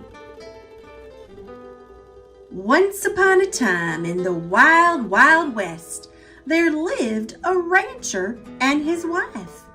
Every morning, just as the sun was coming up, the rancher saddled his horses and fed the cattle while his wife baked biscuits, biscuits with butter, biscuits with honey, biscuits with jelly. Yes, those breakfast biscuits were plump as pillows, soft as clouds, and tasty as a big Texas barbecue. Then one day, just as the sun was coming up, the rancher's wife decided she was tired of making biscuits. So she measured and mixed, and she made gingerbread dough. She rolled that dough flat and cut out the shape of a boy. But not just any boy. He had boots on his feet. He had a hat on his head. And he had a big belt buckle made of spun sugar. He was a gingerbread cowboy. She took raisins, candies, and nuts and gave him 2 bright eyes, a laughing mouth, and a cowboy vest with fringe. And she put him in the oven to bake. "I sure am hungry for biscuits," said the rancher, leaning over and sniffing the rodeo romping good smell coming out of the oven. He opened the door for a peek, and as quick as the flick of a cow pony's tail, out jumped the gingerbread cowboy, and he ran out the door as fast as his boots could carry him. "Whoa!" shouted the rancher. "Come back!" cried his wife. But the gingerbread cowboy just laughed and said, giddy up, as fast as you can. You can't catch me. I'm the gingerbread man." He jumped over a horned lizard, gobbling up ants, and raced away as fast as his boots could carry him. Until he came to a roadrunner. "I was about to have a lizard for breakfast," said the roadrunner, "but I think I'll eat you instead." The gingerbread cowboy just laughed and said, giddy up, as fast as you can. You can't catch me. I'm the gingerbread man." He wriggled through the corral fence and raced away as fast as his boots could carry him. Until he came to a band of javelinas munching on cactus pads. "Gingerbread!" shouted the javelinas. "Yee-haw!" The gingerbread cowboy just laughed and said, giddy up, as fast as you can. You can't catch me. I'm the gingerbread man." He galloped past a big prickly cactus and raced away as fast as his boots could carry him. Until he came to a herd of long-horned cattle grazing in a field. No more grass for us," they all cried. "We want gingerbread." But the gingerbread cowboy just laughed and said, giddy up, as fast as you can. You can't catch me. I'm the gingerbread man." He ducked between their legs and raced away as fast as his boots could carry him. Until he met some hungry cowboys riding the range. The cowboys yelled, "Stampede!" They wanted gingerbread too. The gingerbread cowboy just laughed and said, giddy up, as fast as you can. You can't catch me. I'm the gingerbread man." He turned down a canyon and raced away as fast as his boots could carry him. Until he met a coyote napping in the sun. Now, the gingerbread cowboy was feeling mighty pleased with himself.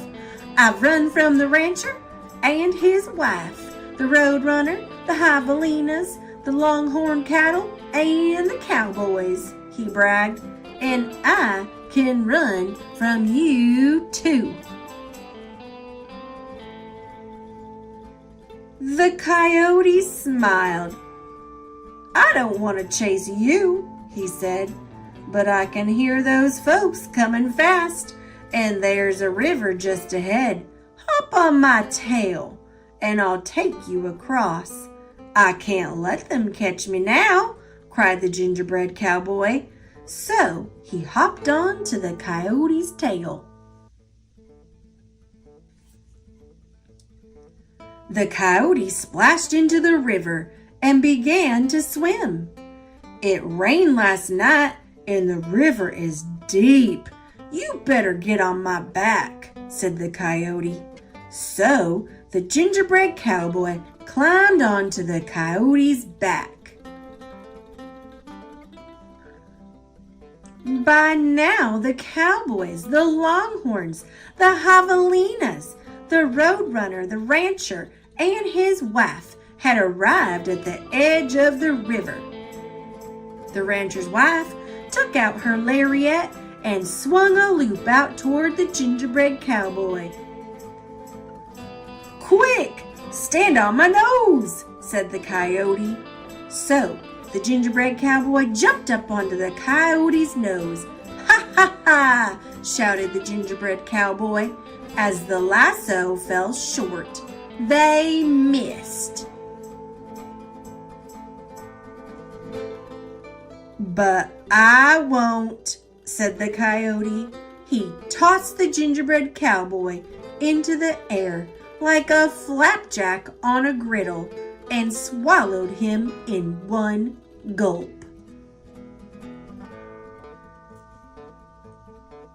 And that was the end of the gingerbread cowboy.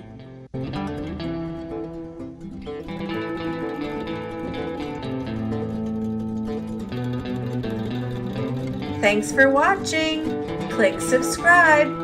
See you later, alligator.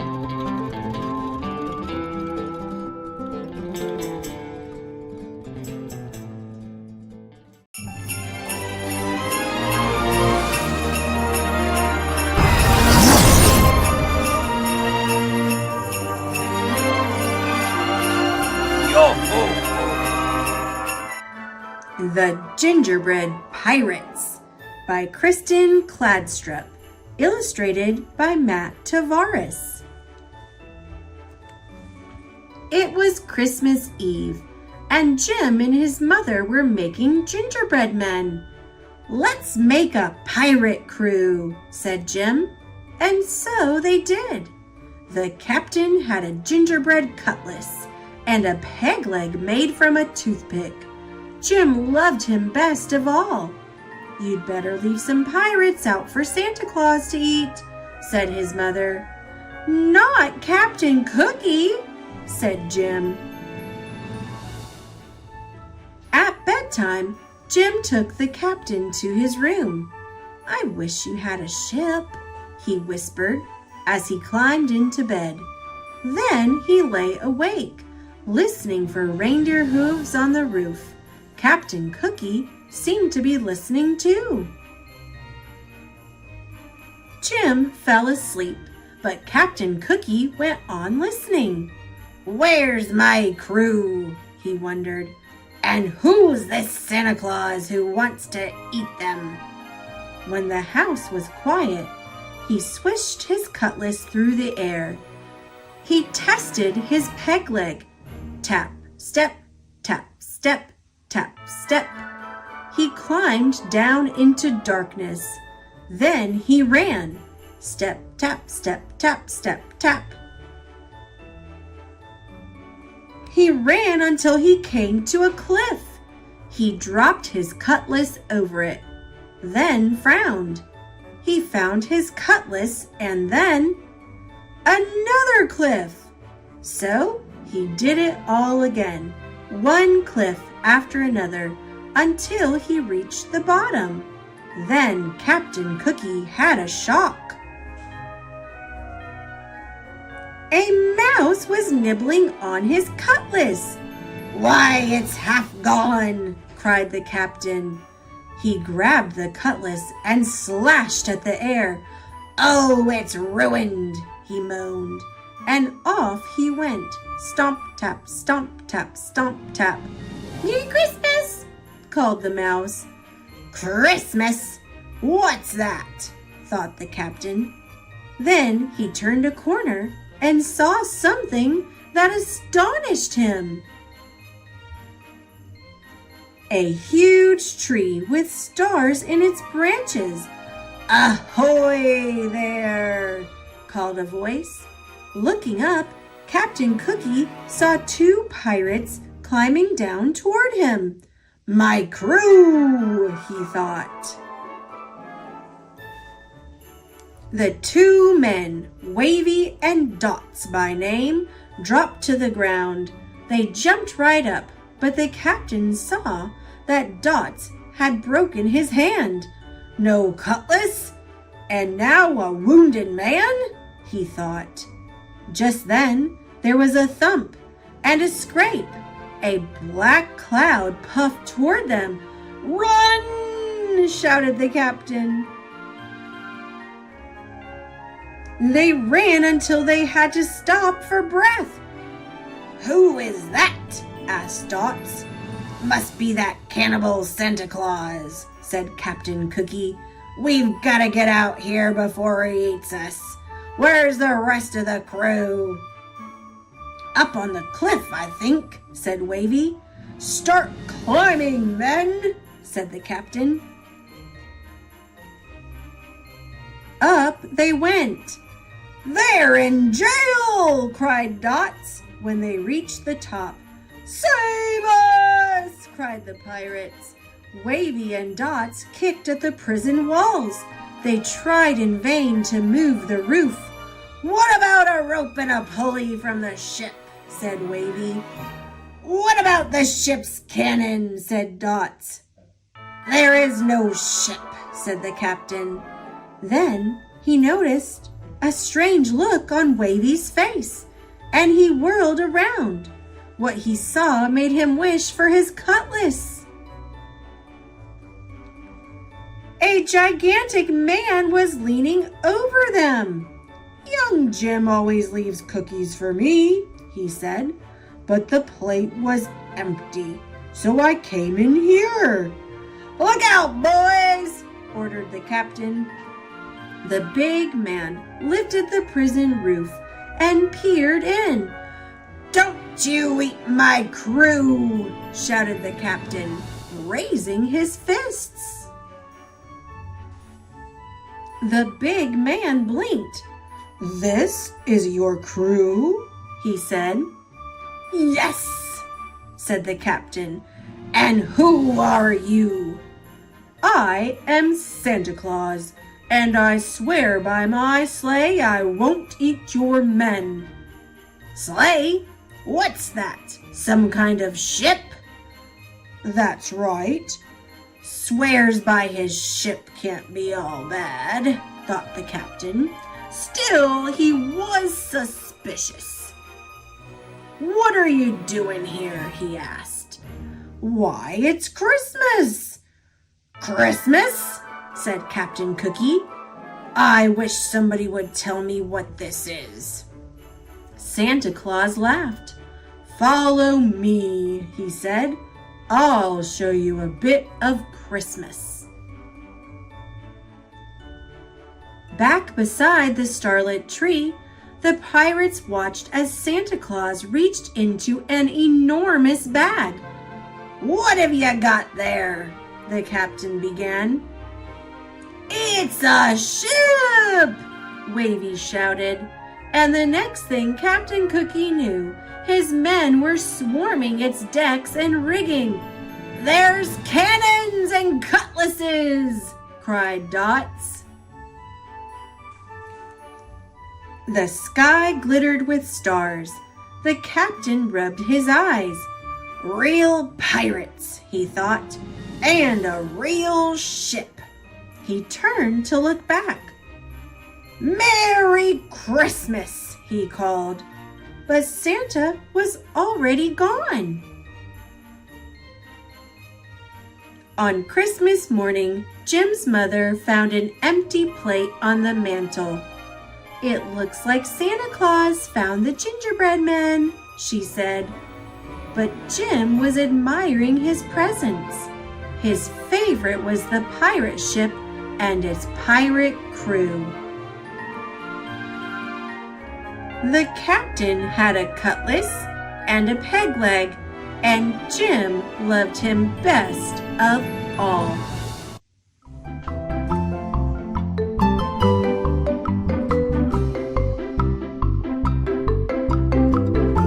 Thanks for watching. Click subscribe. See you later, alligator.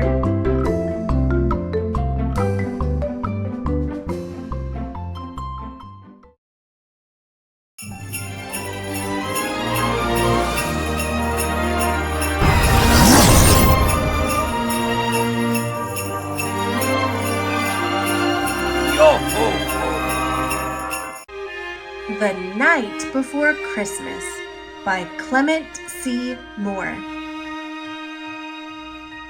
'Twas the night before Christmas, when all through the house not a creature was stirring, not even a mouse.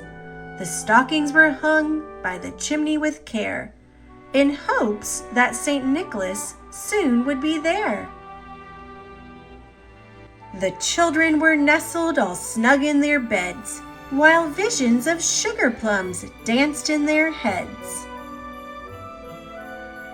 And Mama in her kerchief, and I in my cap, had just settled our brains for a long winter's nap, when out on the lawn there arose such a clatter.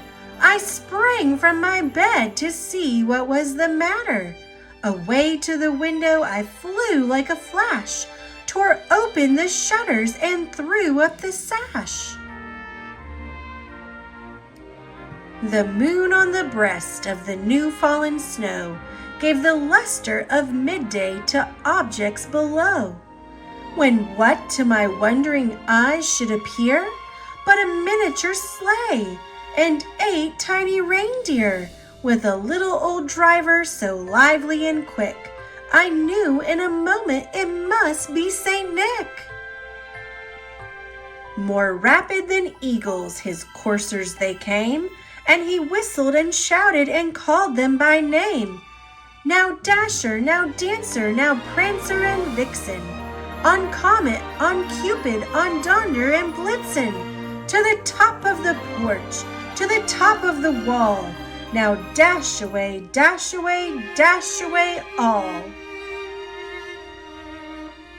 As dry leaves that before the wild hurricane fly, when they meet with an obstacle mount to the sky, so up to the housetop the coursers they flew, with the sleigh full of toys and St. Nicholas too.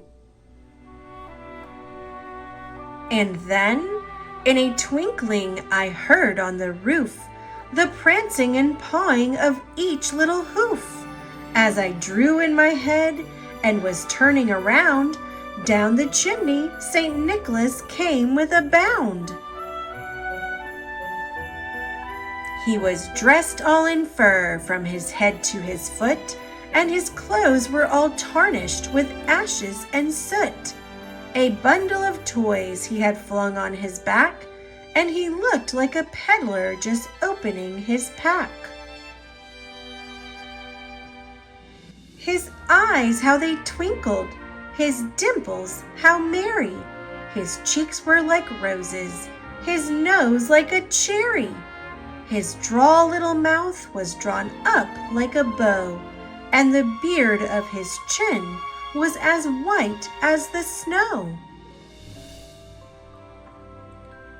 The stump of a pipe he held tight in his teeth, and the smoke it encircled his head like a wreath.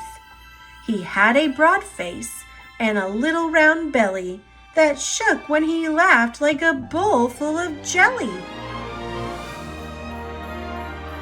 He was chubby and plump, a right jolly old elf, and I laughed when I saw him in spite of myself. A wink of his eye and a twist of his head soon gave me to know I had nothing to dread. He spoke not a word, but went straight to his work, and filled all the stockings, then turned with a jerk, and laying his finger aside of his nose, and giving a nod, up the chimney he rose. He sprang to his sleigh, to his team gave a whistle, and away they all flew like the down of a thistle.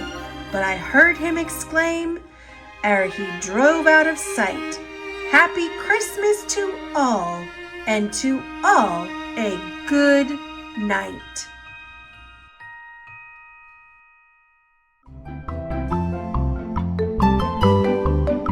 Thanks for watching. Click subscribe. See you later, alligator.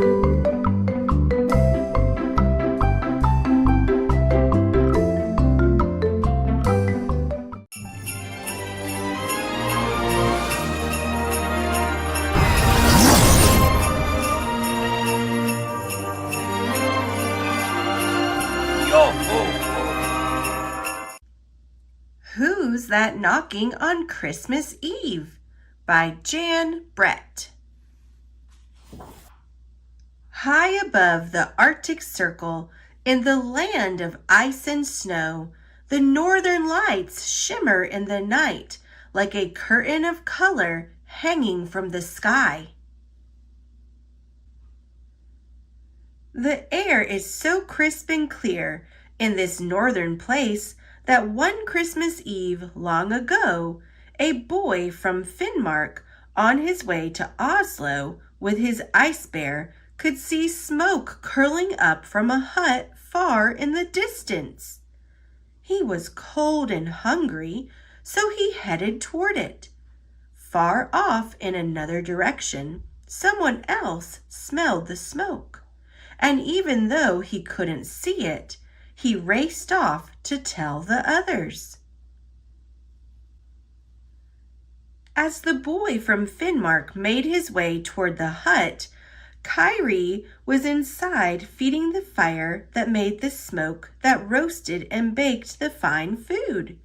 Delicious sausage and fish and tasty buns and cakes were all laid out on a pine table.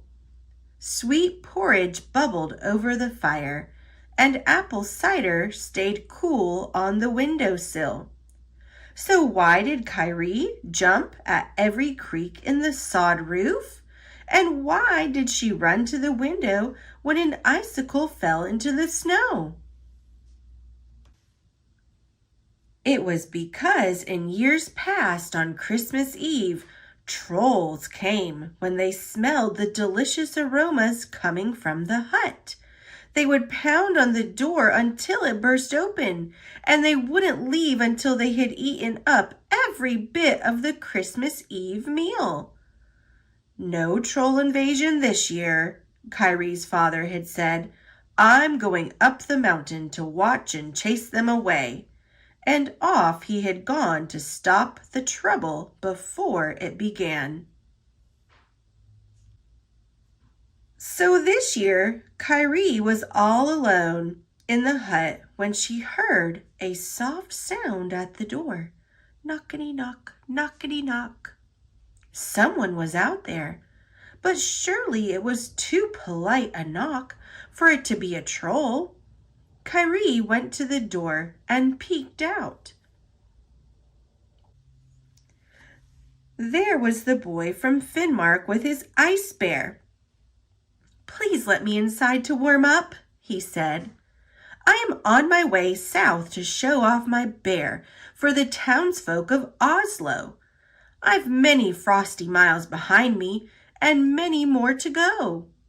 Come in, Kyrie said, but I have to warn you that in years past, our house has been invaded by a pack of hungry trolls.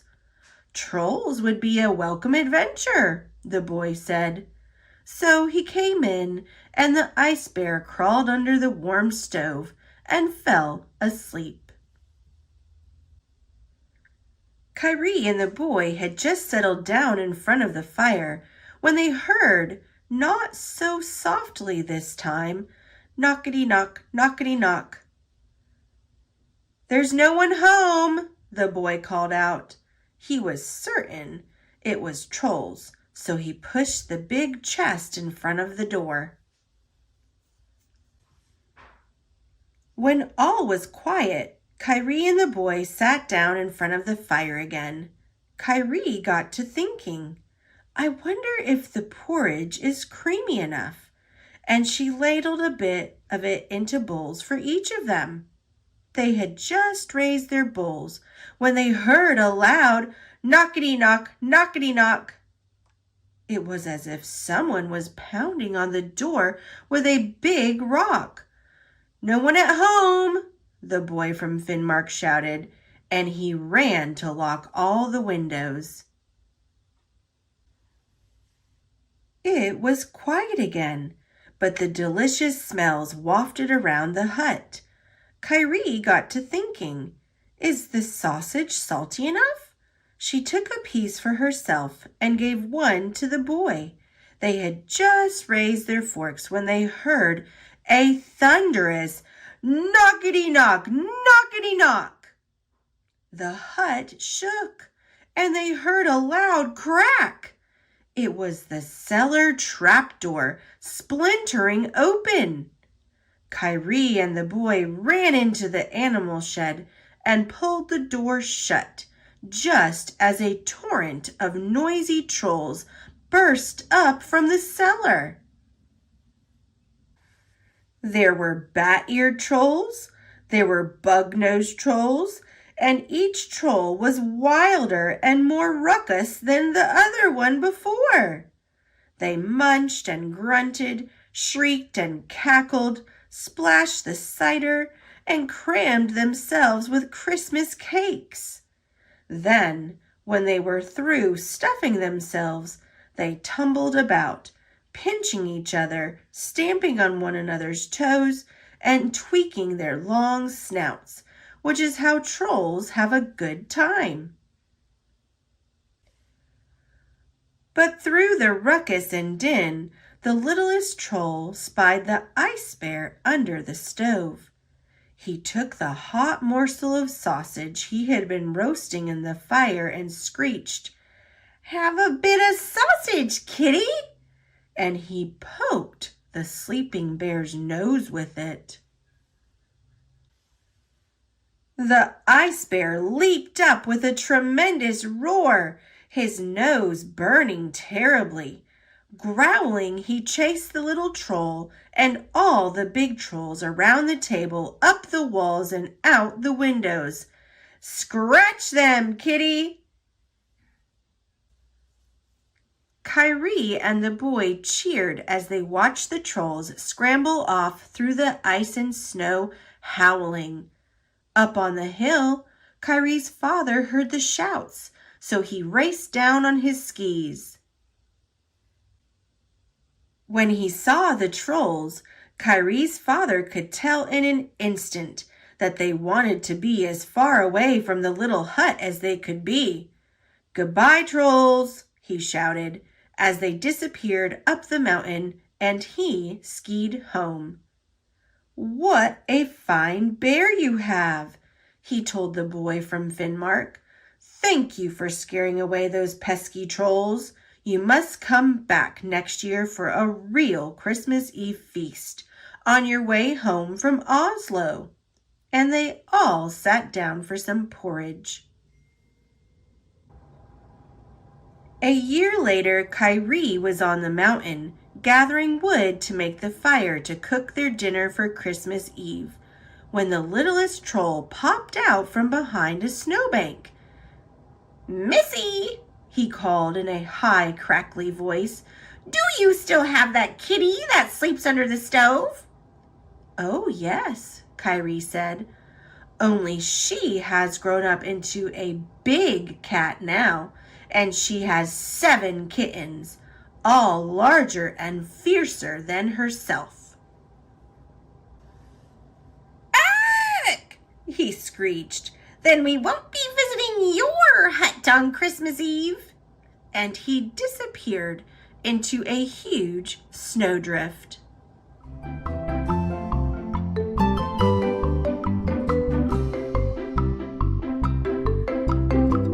Thanks for watching. Click subscribe. See you later, alligator.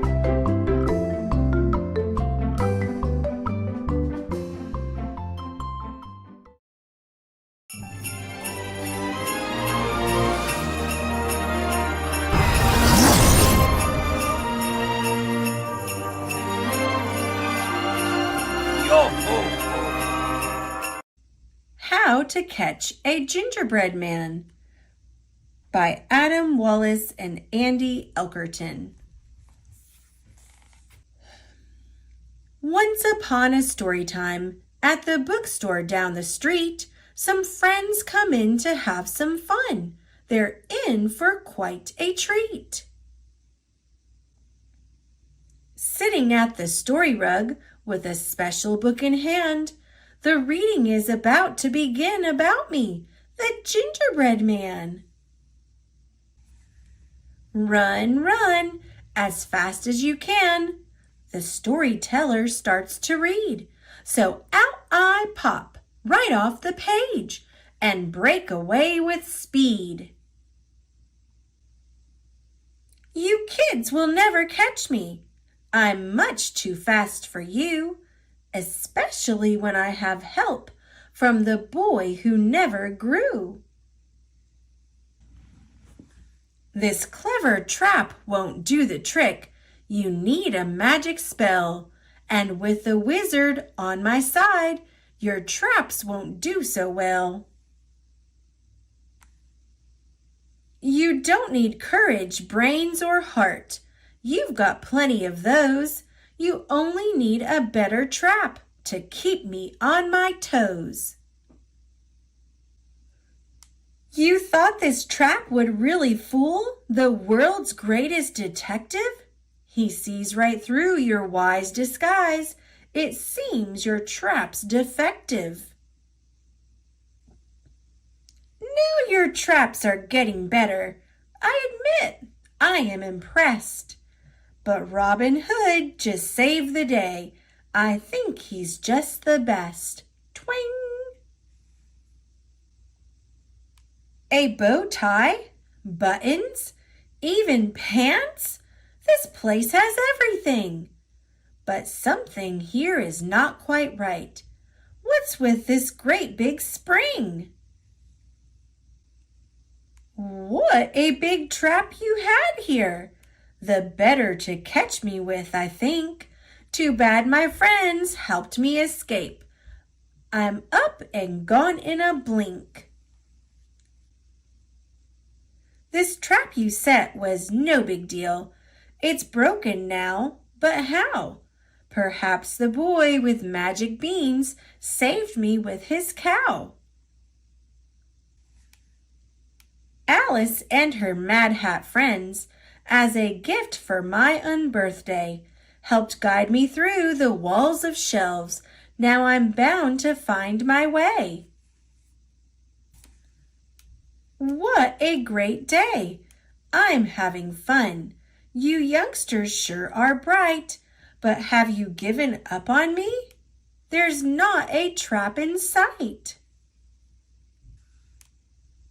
I've won again, and I must say, this trap wasn't half bad. But as I take my victory lap, I noticed you look sad. I may be free, but now I want to see your smiles and laughter. So back I go to give this tale a happily ever after. Run, run as fast as you can. Can you catch me? I'm the gingerbread man.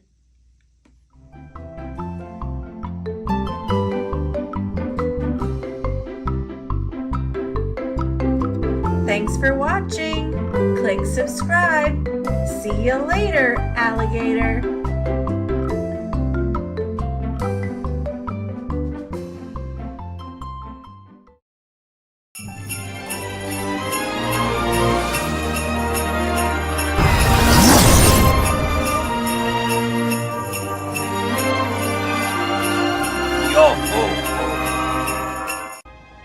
Bear Stays Up for Christmas by Karma Wilson and Jane Chapman. The day before Christmas, snuggled on his floor, Bear sleeps soundly with a great big snore.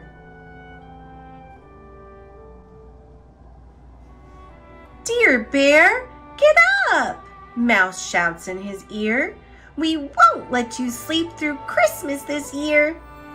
His friends are all there, gathered in his lair, and Bear wakes up.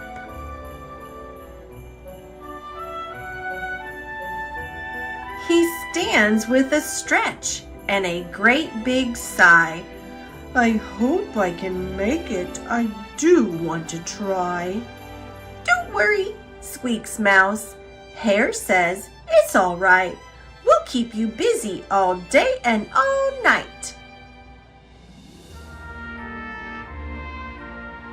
He tries to lie down, but his friends all frown. So the bear stays up. Come on, says Badger. Time to follow me. In Pine Grove Glen, there's a fine Christmas tree. So they stomp through the woods and they tromp down the track. They hoist up the tree onto Bear's big back. He plods very slow as they trudge through the snow, but the bear stays up. Back at the cave, Gopher brews mint tea, and Mole pops corn to string upon the tree. Raven and Wren bake a fresh fruit cake. The friends do their best to keep Bear awake. His shoulders start to stoop and his eyelids droop, but the bear stays up. They hang up their stockings by warm firelight and hum Christmas songs like "Oh, Holy Night." They cuddle and sing as they wait for the sun. But soon all the voices fade to just one. A bright star glows while his good friends doze, but the bear stays up. Bear giggles and grins. He works and he raps. He bustles and bakes while everyone naps. He piles up presents under the tree. But who's at the doorway? Bear doesn't see.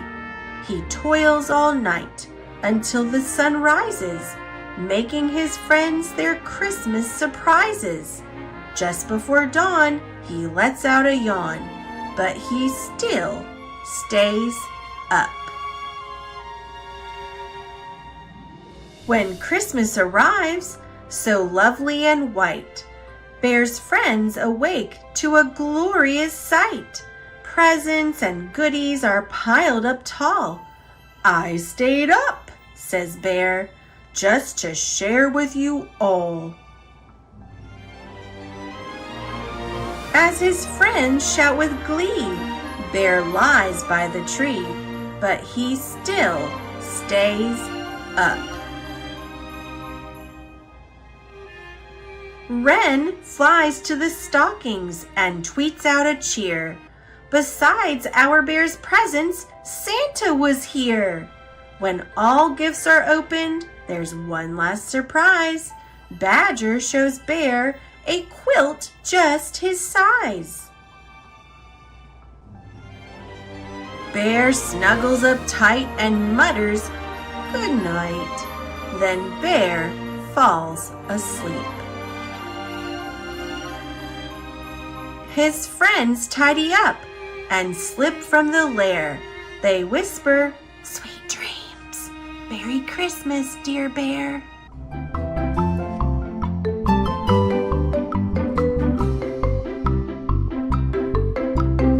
Thanks for watching. Click subscribe. See you later, alligator.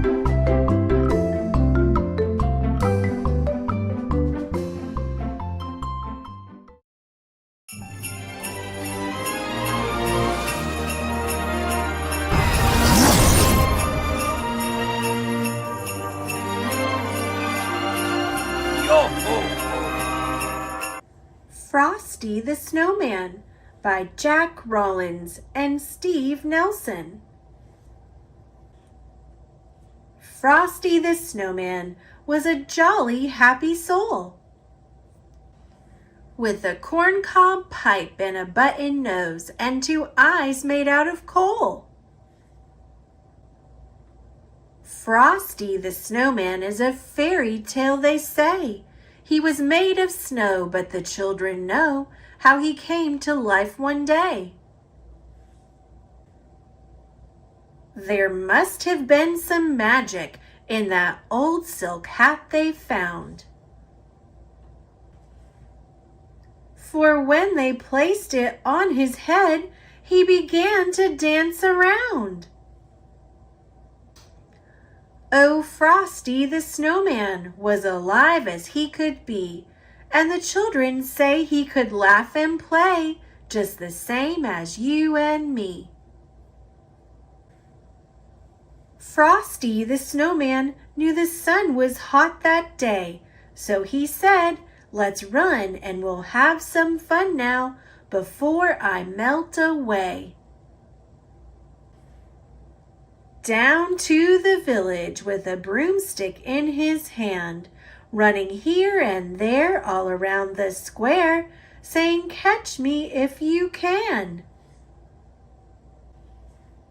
He led them down the streets of town right to the traffic cop, and he only paused a moment when he heard him holler, "Stop!"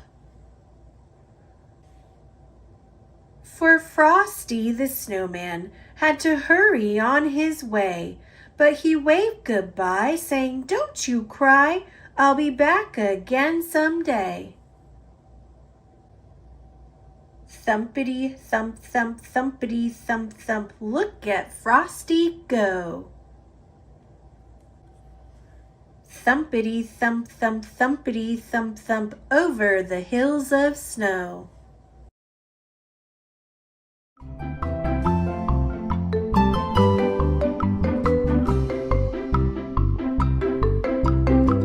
Thanks for watching. Click subscribe. See you later, alligator.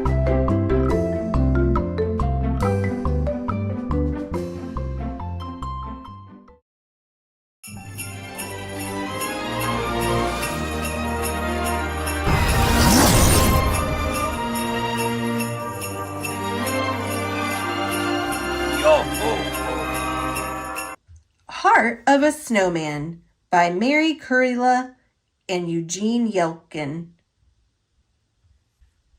Owen knew that at the heart of a snowman is a perfect snowball. To make a perfect snowball, you need the powdery kind of snow that's a touch melty. Owen packed handfuls of it into a round ball and rolled the ball around, this way and that, and so he rolled it into something large. "You make the best snowman," said Owen's little sister. "His eyes are looking at me." Owen smiled with pride. "Those aren't eyes, they're buttons." His sister dug a carrot from her pocket and handed it to him. It was twisted and thin. He took it anyway. "How will you keep him warm?" "He doesn't need to be warm," said Owen. "He's cold all the way through." "But he's warm inside," she said, sure of it. Owen was too busy to argue. He looked at her scarf. He could use that. His sister's hand went up to her scarf. The knitting gaped in great holes the way only comfy scarves do. "Okay, you can have it," she said. "I won't need it tomorrow. There's going to be lots of sun." Every year, Owen built a snowman on Christmas Eve, but the sun always melted it by Christmas Day. "There's got to be a way to keep it around," Owen told himself. A ho, ho, ho, and a shuffling sound came from the chimney. Owen was so worried about his snowman, he didn't even notice. Long after bedtime, a brilliant light beamed down on Owen's snowman. It came from a vessel hovering overhead. Owen ran out of the house and called, "What are you doing with my snowman?" He grabbed hold of his snowman and was pulled inside. Within the vessel, it was still and hushed as fallen snow. Snowmen pressed in on every side. In the distance, Owen saw steam pumping up from a factory, all shiny and bright. Owen and his snowman were abruptly ejected from the vessel into a vast factory. "Please step away from your snowman," said a chilling voice on a loudspeaker. "You're too warm, Owen." Piece by piece, Owen's snowman was carried off along smooth tubes. Owen felt hot with anger in spite of the terrible cold in the factory. They were unmaking his snowman. The next room hummed with the sound of destruction. Owen saw his snowman's head placed on a conveyor belt.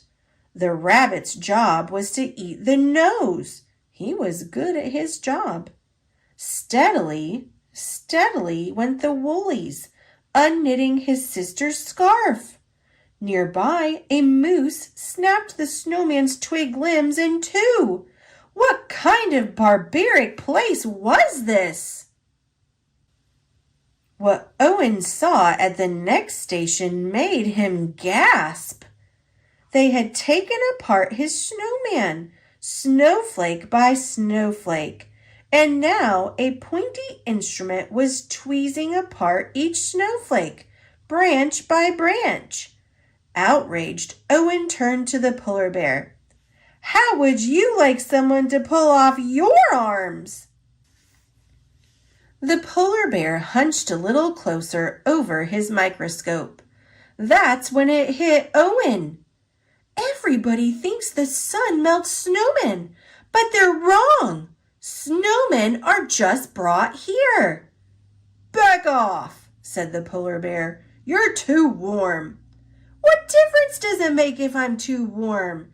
You're already taking apart the snowman. You're getting warmer, Owen, said the chilling voice from the loudspeaker. Move along now. Exit right. Mind your step.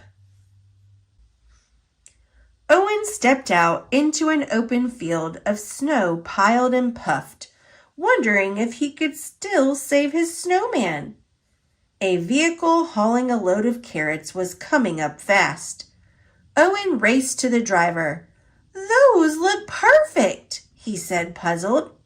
Yes, said the rabbit. We grow them ourselves. They're for the snowmen. Snowmen, said Owen, but I thought you destroy snowmen. The rabbit stared at Owen. Why would we destroy snowmen if we grow new noses? It began to feel warmer. Up ahead, Owen saw a crop of chimneys sticking out of the snow. A white cat leaped onto one and went down. A moment later, it reappeared, but now it was black with soot. Held in its small mouth was something round and black. What is that you are carrying? Said Owen. The cat's eyes went wide, and the thing dropped from its mouth. Owen caught the lump of coal and turned it over in his hand. These are eyes, right? I use buttons, but I know most people use coal. The cat darted off. Eyes, nose, everything like new. Owen called after it. Hey, are you making a snowman? But the cat was gone. Owen stomped his foot in frustration, and the snow caved in beneath him. He dropped right through and was pitched into a cloud. Cold gusts blew Owen here and there, setting him to spin and spin. Never had he felt so fine, so fluffed, so wonderful. Owen had dropped into a chamber for making snowflakes. Suddenly the chamber stopped gusting, and Owen fell onto the cold floor. Two walruses stared at him. Look, he got them all dirty, said one, and sent the snowflakes to be cleaned, every needle, every branch. We don't take snowmen apart, said the other, and clean them top to bottom for nothing, you know. So why do you take them apart and clean them? The walruses looked at each other and shrugged. I know, said Owen. It's to make the perfect snowman. Owen was so pleased with his discovery, He thrust his hand back into the chamber and caught a snowflake. "Don't touch," said a walrus. The snowflake melted in Owen's hand. "See? You're too warm." "But that's how you build a snowman," said Owen, "with your hands." At the last station, Owen discovered the pieces of his snowman, all perfectly remade. A puffin stared up at him. "From top to bottom, we've improved on your snowman," said the puffin. "Only we've had a bit of trouble getting him started." The puffin held the very beginnings of a snowball, and they were very poor beginnings indeed. "I'll show you how." Owen scooped up a handful of snow. He held the snow until it got a touch melty from the warmth of his hands. Now the snow rolled nicely into a round ball. "You roll the best snowball," said the puffin. "Feel," said Owen, giving the puffin his hand. The puffin held Owen's hand. Warm. One ball at a time, Owen and the puffin made a snowman. As Owen wrapped his sister's scarf around it, the puffin said, "Can I tell you how long we have tried to make a snowman?" "This is your first?" The puffin blushed. "Yes." Owen looked back at the millions of cleaned and improved pieces of other snowmen. "What's all that for?" "You," said the chilling voice from the loudspeaker. "That's why we brought you here." Owen looked up. "You brought me here?" "Yes," said the voice. "You will roll the perfect snowball at the heart of all our snowmen." Worried, Owen looked around. Meanwhile, the animals had gathered to see their first snowman.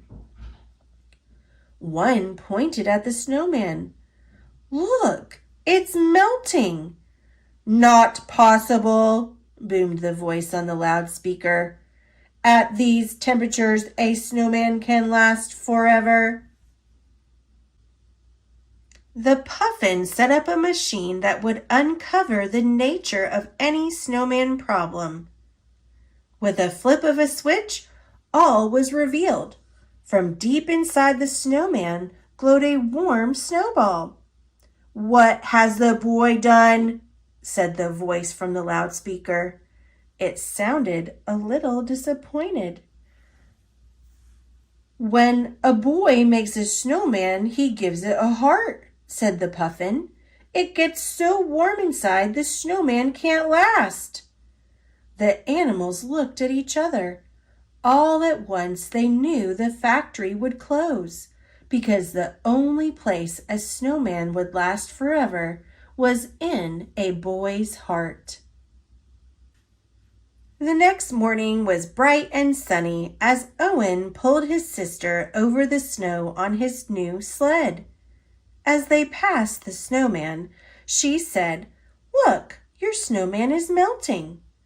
"Don't you know it's not the sun that melts the snowman?" said Owen. "It's his heart."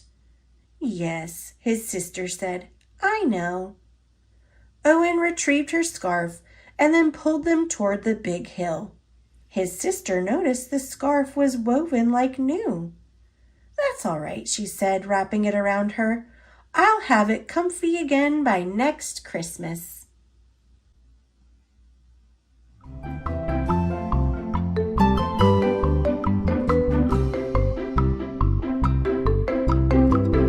Thanks for watching. Click subscribe. See you later, alligator.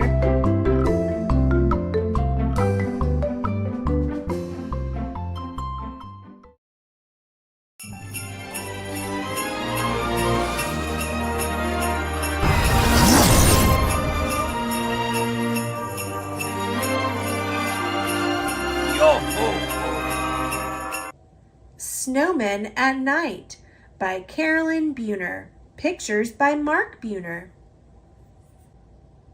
One wintry day, I made a snowman. very round and tall. The next day when I saw him, he was not the same at all. His hat had slipped. His arms drooped down. He really looked a fright. It made me start to wonder, what do snowmen do at night? I think that snowmen start to slide when it gets really dark, off the lawn and down the street, right into the park. They gather in a circle while they wait for all the others, sipping cups of ice-cold cocoa made by snowman mothers. Then the snowman games begin.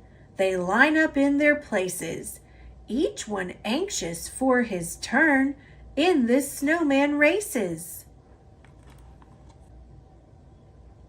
After everyone has had a chance at racing once or twice, they go on over to the pond to do skating tricks on ice. Sometimes they start giggling, and then they act like clowns. They bump into each other till they all fall down. They gather up their snowballs. The pitcher takes his aim, and underneath the moonlit sky, they play a baseball game. No one knows just how it started, but soon it's quite a sight, with snowmen throwing snowballs in the world's best snowball fight. Then it's time for sledding. It's a wild ride down the hill. Wahoo! They yell. This is by far the snowman's biggest thrill. Finally, they're tuckered out and getting sleepy, so they slowly gather up their things and one by one they go. So if your snowman's grin is crooked or he's lost a little height, you'll know he's just been doing what snowmen do at night.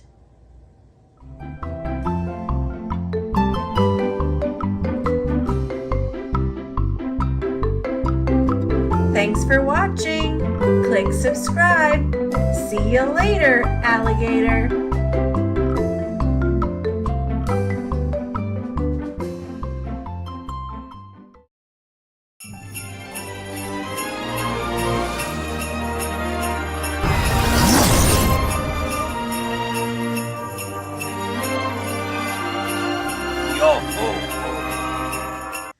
Sneezy the Snowman by Maureen Wright, illustrated by Stephen Gilpin. Sneezy the Snowman shivered.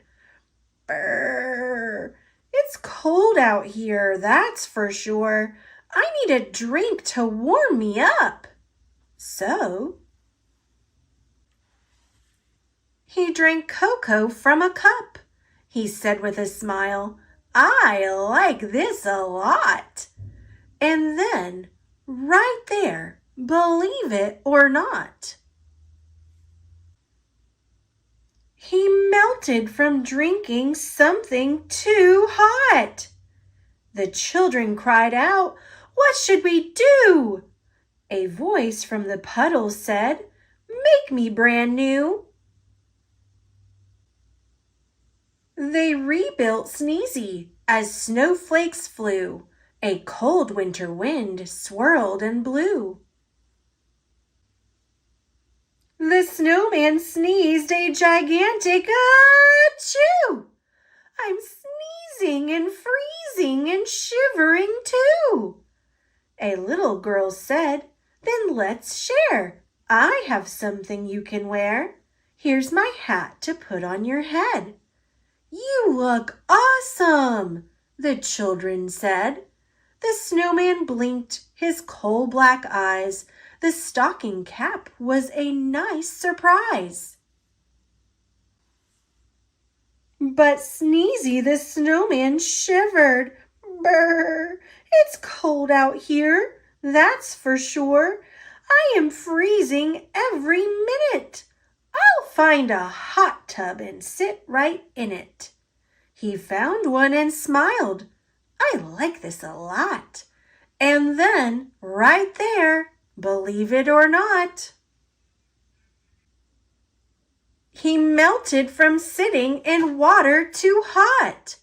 The children cried out, "What should we do?" A voice from the hot tub said, "Make me brand new." They rebuilt Sneezy as snowflakes flew. A cold winter wind swirled and blew. The snowman sneezed a gigantic achoo. I'm sneezing and freezing and shivering too. A little boy said, then let's share. I have something you can wear. Here's my scarf that's red and blue. I think it would look great on you. The snowman blinked his coal-black eyes. The colorful scarf was a nice surprise. It went very well with the long pink hat. The children all said, "How about that?" But Sneezy the snowman shivered. Brr, it's cold out here, that's for sure. I need to feel some warmth on me. There's a campfire by that tree. He said with a smile, I like this a lot.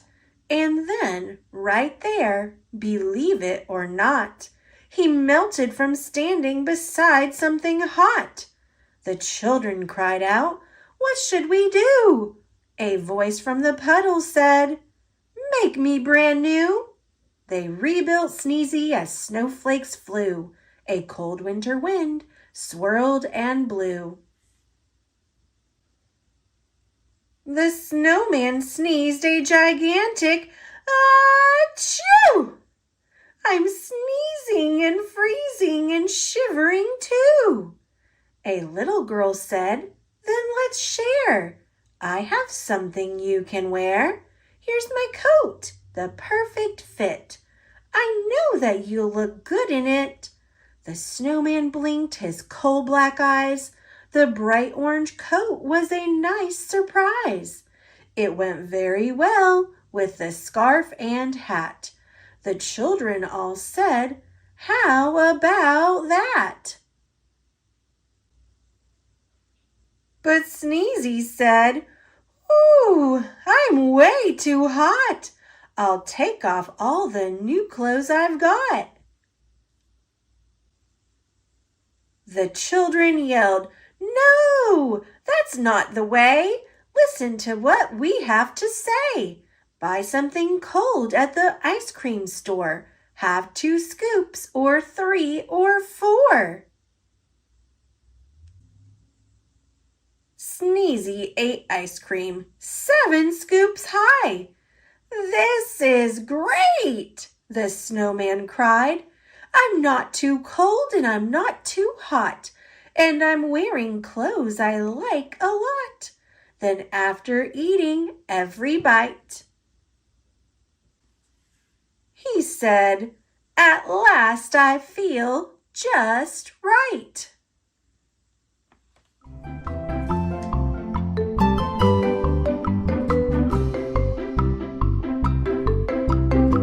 Thanks for watching. Click subscribe. See you later, alligator.